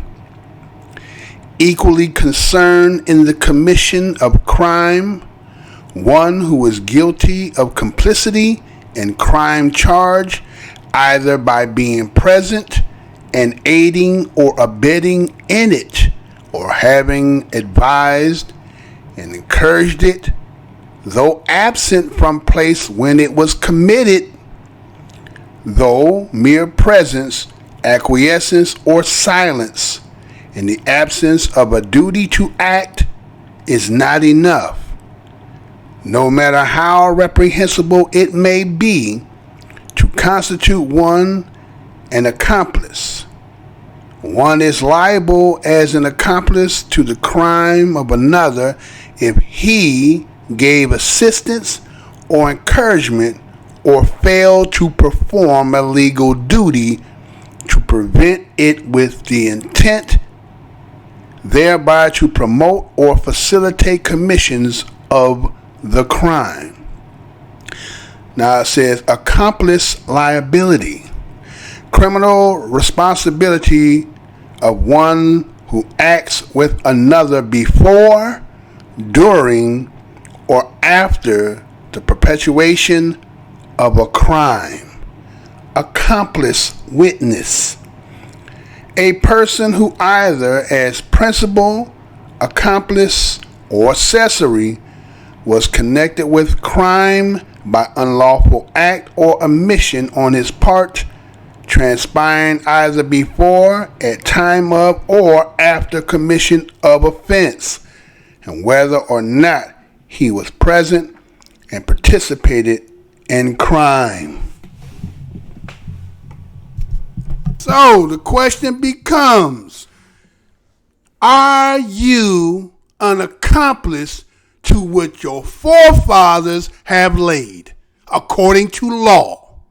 Are you an accomplice if you aid and abet in the perpetuation of the crime that is still persistent today? The question to your answer is yes. So now, anytime that you got that feeling to think that you're not, I just gave the law that y'all said that you uphold. Accomplice. Do I need to say anything else? I think that's self-explanatory. Well, let's go ahead and get to the end part right here. Since we understand what the accomplice is now, right? There's accomplice in this, right? So, right? So the responsibility now falls on the accomplice. Well, what do you want from us, Mr. Blows Your Mind? What do you want from us? I want what you know need to be done. And what is that? Check this out. America must atone with reparations for our legacy of slavery. You know I'm going to say that again. America must atone with reparations for our legacy of slavery. This story was done, originally published October the 5th, 2018, and coming out of the Seattle Times, and this is how it reads. The Jewish community has just emerged from our holiest days when we celebrate the new year and make Tisha B'Av, or atonement, for the wrongdoings of our past. I believe as a nation, the United States also must make Tisha B'Av, atoning for our legacy of slavery by making reparations to African Americans. I came to this realization this past summer when I joined members of my congregation on a civil rights pilgrimage to the Deep South. As we traveled by bus through the region, I recall how in the Hebrew Bible, Cain murdered his brother Abel, and God, horrified, exclaimed, "What have you done? Your brother's blood cries to me from the earth." All these generations later, here on American soil, nothing has changed. Blood also cries to us from the earth. The blood of individuals kidnapped in chains, tortured, beaten, brutalized, lynched, incarcerated, and seamlessly shot down. Atonement is recognizing our sin and repairing the damage it has caused. Sometimes when shame blinds us, we cannot see our wrongdoing clearly. I believe our nation has suppressed our shame over slavery and its consequences for far too long. Many of us who benefited from systematic racism, that is, many of us who are white, often suppress our shame because we are repelled by the agony that has been wrought to our advantage. We avert our eyes from the terror that's been inflicted on millions of African Americans. We're sickened to realize that we're safe by virtue of our skin pigmentation. For some of us, if we're honest with ourselves, we resist the truth because to accept it means we'll need to shift the status quo and making substantial sacrifices. And many other white people are paralyzed by the knowledge that the full damage caused by slavery, segregation, mass incarceration, and police brutality will never be rectified. Whatever the reason, when white people sublimate our shame over slavery, our moral standings as a nation has been and will continue to be diminished, regardless of who sits in the Oval Office. I believe our shame as a nation has kept us from doing the right thing. We must make reparations to the African American community. I do not know exactly what a reparation package looks like, but I do know that there are economists, lawmakers, and scholars who have given this issue deep consideration. I know that Congress has rejected H.R. 40, a bill that seeks to develop reparation proposals. I know that the UN Working Group on Experts on People of African Descent has reported that the transatlantic trade in Africans and enslavement were a crime against humanity and are among the major sources and manifestations of racism. Past injustices and crimes against African Americans need to be addressed with reparatorial justice. I also know that Truth and Reconciliation Commissions have helped other nations begin to heal from heinous crimes against humanity that occurred on their native soil. We in the Jewish community have a unique perspective on this issue.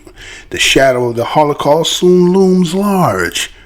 We will never fully recover from the grief over the 6 million Jews who were murdered by the Nazis. Yet, because of reparations offered by Germany, we Jews know what it means when perpetrators or descendants of perpetrators acknowledge their crimes and try insufficiently but earnestly to make amends. Some of the energy expended on anger and mourning has been rechanneled into rebuilding our lives. Because of our experience, Jewish Americans can bear witness to the healing powers of repentance and reparations. I urge our nation to confront our past sins and try to make amends. We can set ourselves free from the past. We can create our nation and ourselves anew. It is time. We must make Tisha B'Av. All right, so I got this individual right here, Dan Grand Bassa, right? The Dermani, or what's that? The Ranami. All right. So, would you like to call in so we can have that conversation, sir or brother? Call in number is 262-922-8755. Let's see what you're talking about there, sir. Let's get that point of view if you don't mind, because I like to hear that. Because again, I'm reading what you said here. You said that, and they're going to prove a point by slaughtering even more black people and being more defiant when they see you holding camera phones while they're slaughtering you. But see, that's the thing, right? It's funny. Like earlier, I had read about Paul Robeson and the Jackie Robinson situation, and they had deemed Paul Robeson as one who was communist and things of that. And the only thing he was doing was actually just bringing light to the fact of what was being done. I know we as people in our households, families, we don't like airing our dirty laundry to people outside the family. right? You try to keep a lot of things in house, and those be the family secrets, right? Sometimes you have uncle that be, might messing with some of the kids. He might, they might chest them molest and all, all the kind, got all kind of things in families, right? So a lot of times when families don't want to be shamed, what they do is try to keep everything in house. But in this case, sometimes people seek refuge from help when they try to get help, right? And so I guess that's what they were kind of looking at him as like trying to get help from outside sources when this is an in-house thing. But when you can't get help inside, where do you go? So cameras I believe, is a fruition of the creator, right? Because again, remember, black people been saying things have been manifesting for years. These things been fruition for a long time, but everything we said, we was always lying. So technology caught up with the time, because again, the greatest chess player is the one who created it all, right? And so you say by us having those cameras, which is revealing what is being done, is going to make them more angrier to do what they're going to do. But then that's just actually just revealing who you truly are. You get what I'm saying? I get what you're saying, but I'm just saying, like, I forgot Katie Kablish, I think it was her name. I did the one when she was talking about if you keep blaming white people for, the sins that they didn't have nothing to do with it, right? And again, that's their standpoint, is like, here we are as BADOS, Black Americans Descendants of Slaves, or American Descendants of Slaves, depending on how you want to call it, right? A lot of that is still here from the time, what they call it now, this is the year 400 years. You can still see the remnants of that which was in the beginning still here, right? But they want to say that the people who originated that, none of them are no longer here. So basically, the people we see here are all brand new people. Most of these people just recently been here, came Ellis Island. So there's nobody who was here originally except for the people who was, the descendant of them the only people that's here, right? And so how do you get angry if somebody's saying, I've been done wrong? Why are you angry? And why does that make you want to become physical, killing? Doesn't that say something about something in you? That there's something in you? See, if it was happening to you, you have the appropriate remedies and institutions to go to get justice. But what about the other people who is being afflicted by it? They don't have that. So now when they try to use things that would help them in the light to give them evidence, now they're going to be persecuted for using that. So what does that says about these particular people? What is wrong with you? Because I would think if I was with somebody that was doing that, it's like a relationship, like a man and a woman, and the dude is constantly whooping his wife up, just beating her down, right? But the wife can't go to nobody because she if he find out, he gonna give it to her worse.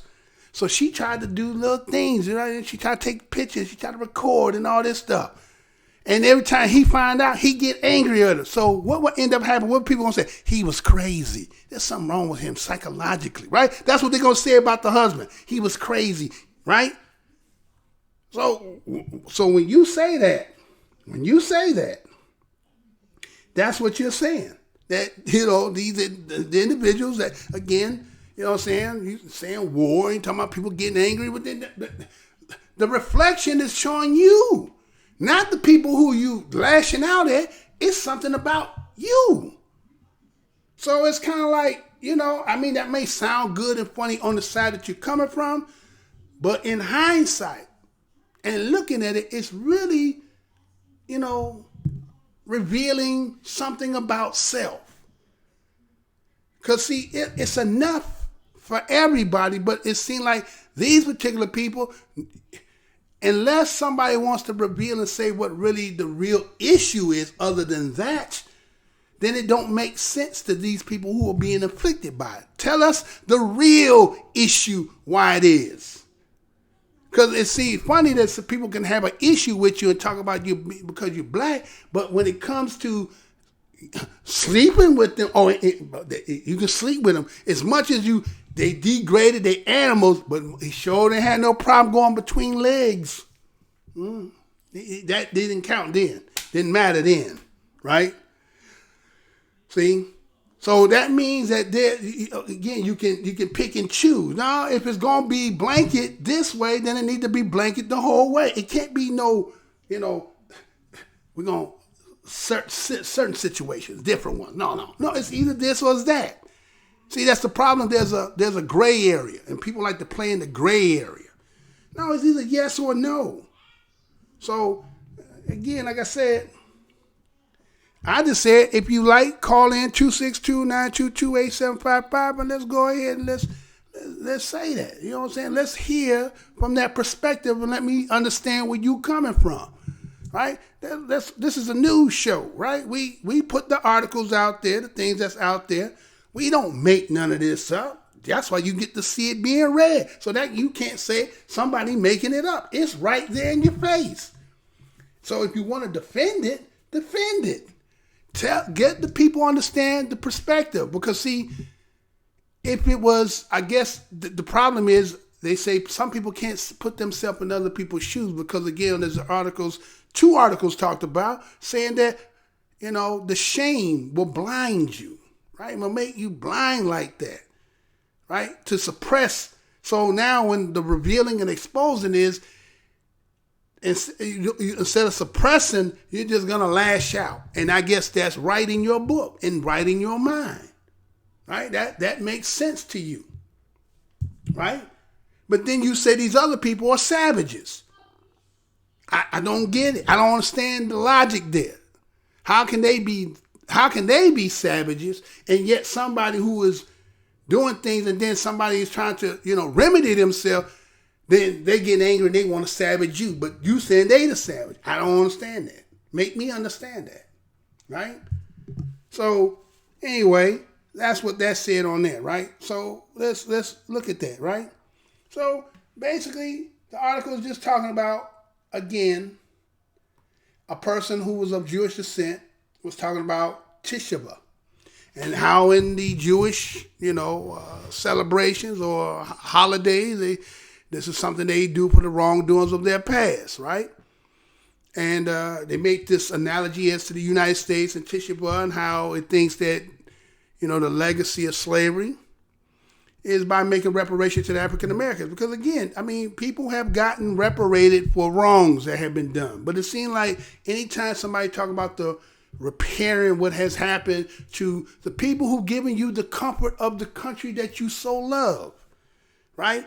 The benefits and the privilege that you get came off the back, sweat, blood, and tears off of a people that, here's the descendants. After all that has been done, you still look at them as if not, like, what is that? Really, what is that? And so, here was this individual here, had a realization moment, said that he went on some trip or pilgrimage going to the Deep South. And he recalls from his biblical knowledge that, he remembered the story of Cain and Abel, and how Cain killed his brother Abel, and God was horrified, right? And you remember when God was like, well, what have you done, right? Your brother's blood cries from me from the earth. Well, what do they think that's happening in this land? Some people will say that they're under a particular persuasion of religion, and they'll hold that true self-evidence to them. But I think, with all the different denominations in this land, people try to prescribe to things that fit their own agenda, right? So you don't read the book and hold it as what the truth that you stand on. It's only your own perspective. Because if you rent by the book, then somehow you should be changing as into formulated to what, again, if you believe the book is given by that which created, and this is supposed to be the words of it, then why don't the people formulate and, to formulate under that to bring peace and harmony? Or is it just that this is good for just them and not you. See, it's kind of like being a spoiled kid, get everything the way you want it, right? The way you want it. And then when somebody don't play the rules the way you want, you get mad and want to take your ball or your game and go home. But in this case, I want to kill you, right? Or I want to put you away. I want to shut you up, right? See? So that's it. What does that speak about the individual? What does that say of him, right? So he goes on, says that the blood is crying out, and then he said, make the reference to the fact that American soil is the same way. There's a lot of black blood in this soil. Yes, people are going to say Civil War. But really, was the Civil War about black folks? Or was it about business? And then here it is, the country is forced to make a decision to do which is the right thing to do. And based on that, other people had a problem with it and decided that, nah, I can't live like that. And then you make problems. And you're spilling blood. And it's been that way for a long period of time. And as long as it keeps staying that way, I guess everybody else is comfortable, except for the people who are the ones who this is being rendered on. So they're not supposed to say anything. They're not supposed to, no, they're just supposed to take it. Right? So the blood of the individuals is kidnapped. They were chained, tortured, beaten, brutalized, lynched, incarcerated, senselessly shot down. And this is okay. This is considered non-savage people mind. Right? And then portraying other people after the denigration of segregating, depriving, disenfranchising them for hundreds of years. And then see the outcome of it and seeing them in the turmoil, who they lashing out on themselves and say, look at them, they're savages. But you won't say cause and effect.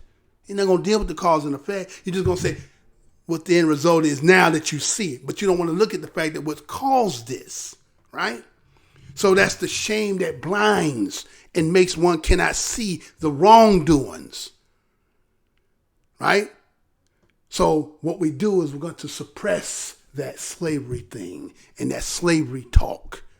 And we say we're going to make us angry. Well, the thing is, we all have to taste the inevitable. This is what I'm going to keep saying that. Because see, some people like to throw that at you. Oh, angry. But guess what? Everybody got an expiration date. And guess what? It's by yourself.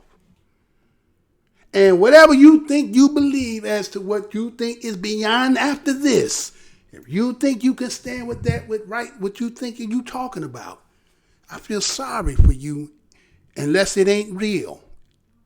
Unless it ain't real, you only fooling yourself. And then you got to ask yourself the other question.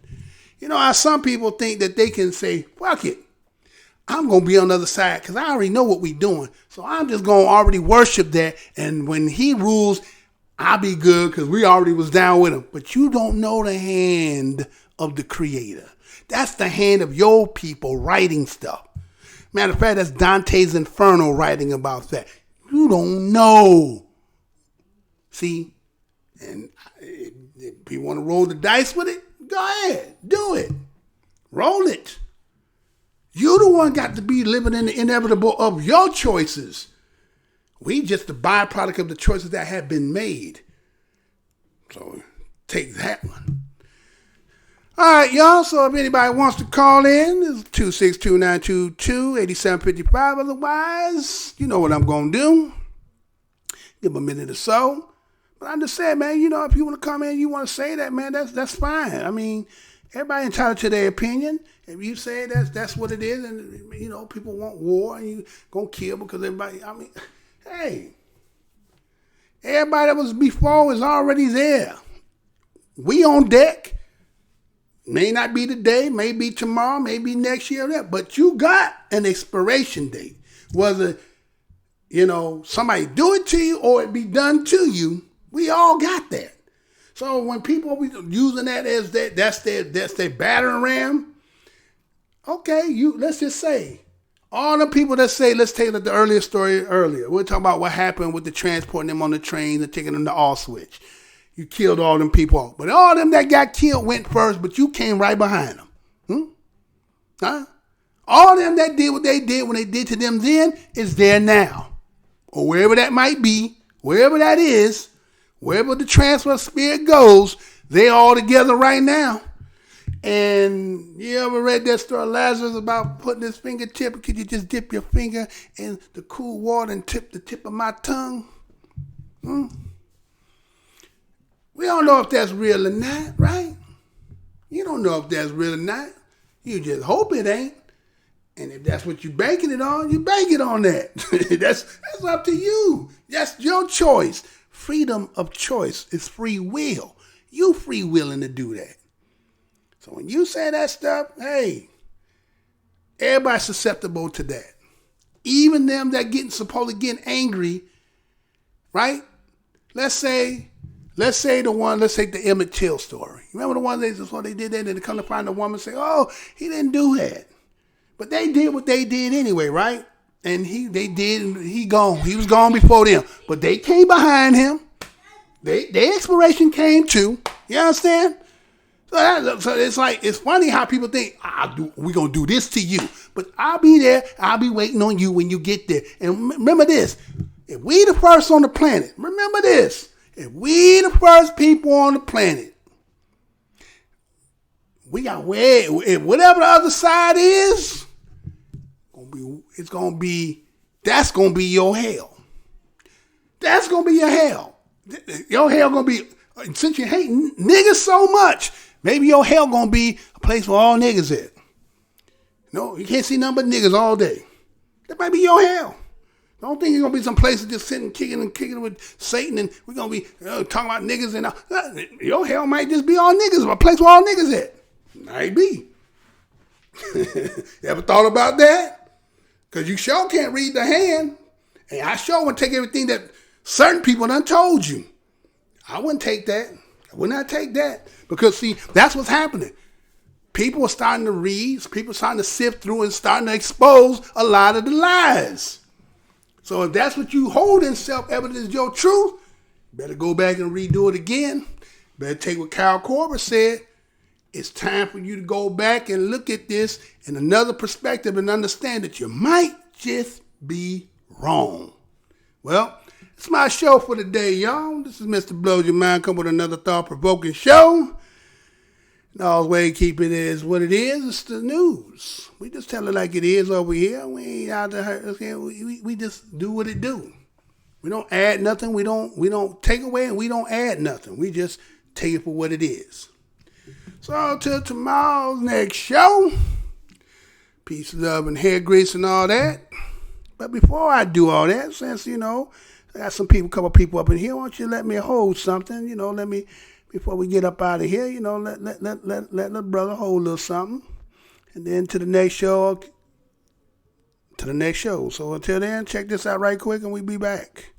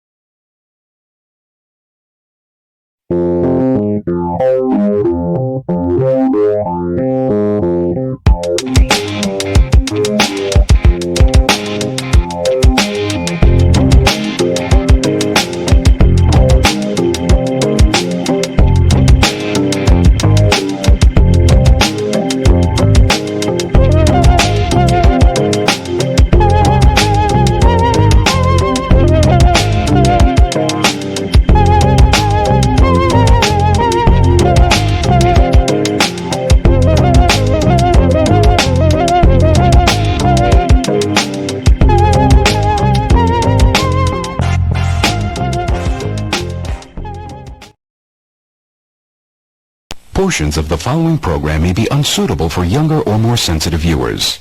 Viewer discretion is advised.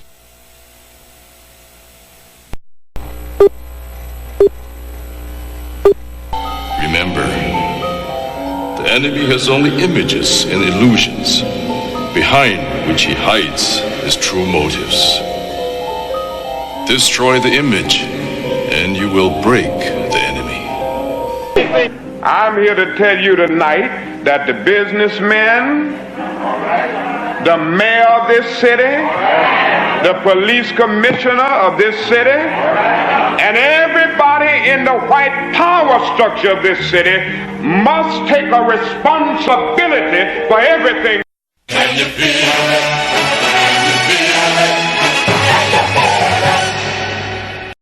Luther and I, and everyone in this arena tonight, are unified by the same great American values. We're proud of our country.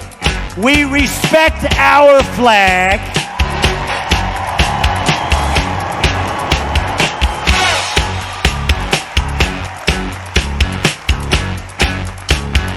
Wouldn't you love to see one of these NFL owners, when somebody disrespects our flag, to say, get that son of off the field right now, out, he's fired. He's fired! Race is when you use your power and influence to subject people into inferiority. Utterances can't be racist. Look around you, man. They own this shit. They own this couch you sitting on, them shoes you got on your feet, this building, this school, this country, you. We're behind enemy lines, dog. So you must first of all remember that this system was not originally designed with black people in mind. Right on, And it definitely was not prepared for black people to, in the end, begin to demand their rights and an equal share in this country which they died for. Right on. Hey, and we definitely are not going back to Africa. In the church, we used to sing the song, "Good News, the chariot is coming." While you sit here today, knowing that you have come to hear good news, you must realize in advance what good news for you might be bad news for somebody else. What good news for the sheep might be bad news to the wolf. They say, oh, things are getting so much better for you. In 1849, it was hitting blacks on the head 100 times a day. In 1990, they hit them 48 times a day. Isn't it better?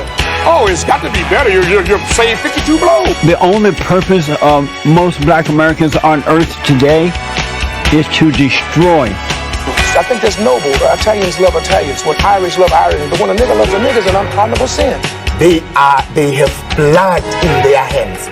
When we say they have blood in their hands, we are not saying him, George Bezos, went and killed. But white people colonized us. They dispersed us. They enslaved our people. They sucked our economy dry. They are still sucking it dry even today. That's white people. Tony Blair, George Bush, Napoleon Bonaparte, Leopold, Adolf Hitler, Benjamin Netanyahu. All white people, they are the same. They are racist and they are full of hate. I've been waiting for you. You have many questions, and though the process has altered your consciousness, you remain irrevocably human. Ergo, some of my answers you will understand, and some of them you will not. Concordantly, while your first question may be the most pertinent, you may or may not realize it is also the most irrelevant. Why am I here? Our world is coming crumbling down. The coons are coming.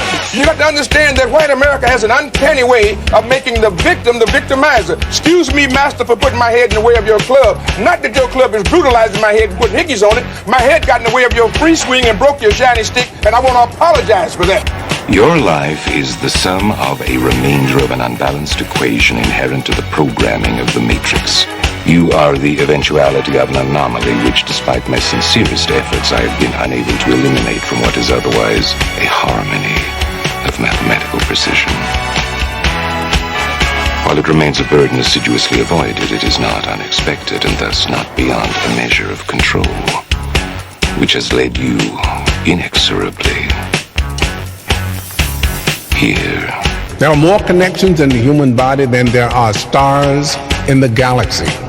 We possess a gigantic network of information to which we have almost no access.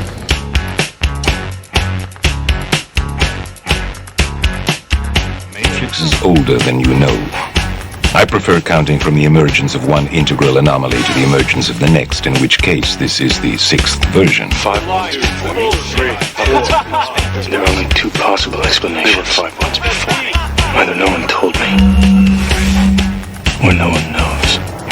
Precisely.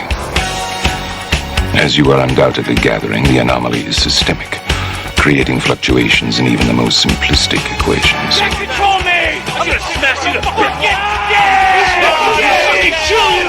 You can't make me do anything like Chris! Choice. The problem is choice. Let us remember that we are not brutalized because we're Baptists. We're not brutalized because we're Methodists. We're not brutalized because we're Muslims. We're not brutalized because we're Catholics. We're brutalized because we are black people in America. Because white people made him to be what he is. They made him to look evil, because that's their role, to make all of us black people to look evil and to hate ourselves. I can't hate. You're a nigga till you die. If you're a poor nigga, you're a poor nigga. If you're a rich nigga, you're a rich nigga. But you never stop being a nigga, and if you get to be educated, you're just an educated nigga. Well, I'm told every day I'm on air that I'm racist because I call out racism. That is maddening to me, and I'm crying about it because it's crazy.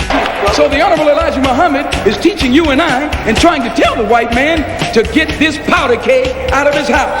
Let the black man separate from his house. Let the black man have his own house. Let the black man have his own land and his own property. I thought the bitch was white! Damn it! I thought the bitch was white! That's true. I think that white people are so guilty, knowing what they've done to black people, that they feel if the deeds were reversed, they would hate the black man if he had done the same thing to them. So it's actually, it reflects a guilt complex on the part of whites when they ask us, do we hate them? And if you notice, Uncle Sam has formed a habit of going all over the world. He calls it the ugly American, or the American image. He thinks that everybody hates him because it's a guilt complex. And if you think that if you are worried about Europeans hating you, and they're your allies and your cousins, well, naturally it would follow for you to think that Negroes in this country would hate you, especially in light of what has been done to black people in this country by white people. Now, check it out. The white ball dominates everything, right? Knocks the shit out the yellow ball, the red ball, right? And the game's over when the white ball drives the black ball completely off the table. But you have to see that all of this is hypocrisy. I love Malcolm. Malcolm called me the Sunday that he died. I was working Basin Street East. He said, "Brother Greg, you coming by today?" I said, "Malcolm, I love you." And I said, "I love you so much, I don't even want to take a chance to be there." He said, "What do you mean, Brother Greg?" I said, "Well, I close tonight, Sunday night at Basin Street East." And I said, "But I had my wife book me a flight into Chicago at 8 o'clock this morning. And I'm going to Chicago, and I had way beneath my salary booked me into a college about 10 miles from the airport. And I'm going to go there and speak this afternoon, and I'm going to stay there until they tell me you dead. Because I'm not going to let this government get 2 of us for the price of 1. And I'm going to call Adam Clayton Powell when I finish talking to you and beg him not to come there. Because today, the United States government is going to get you."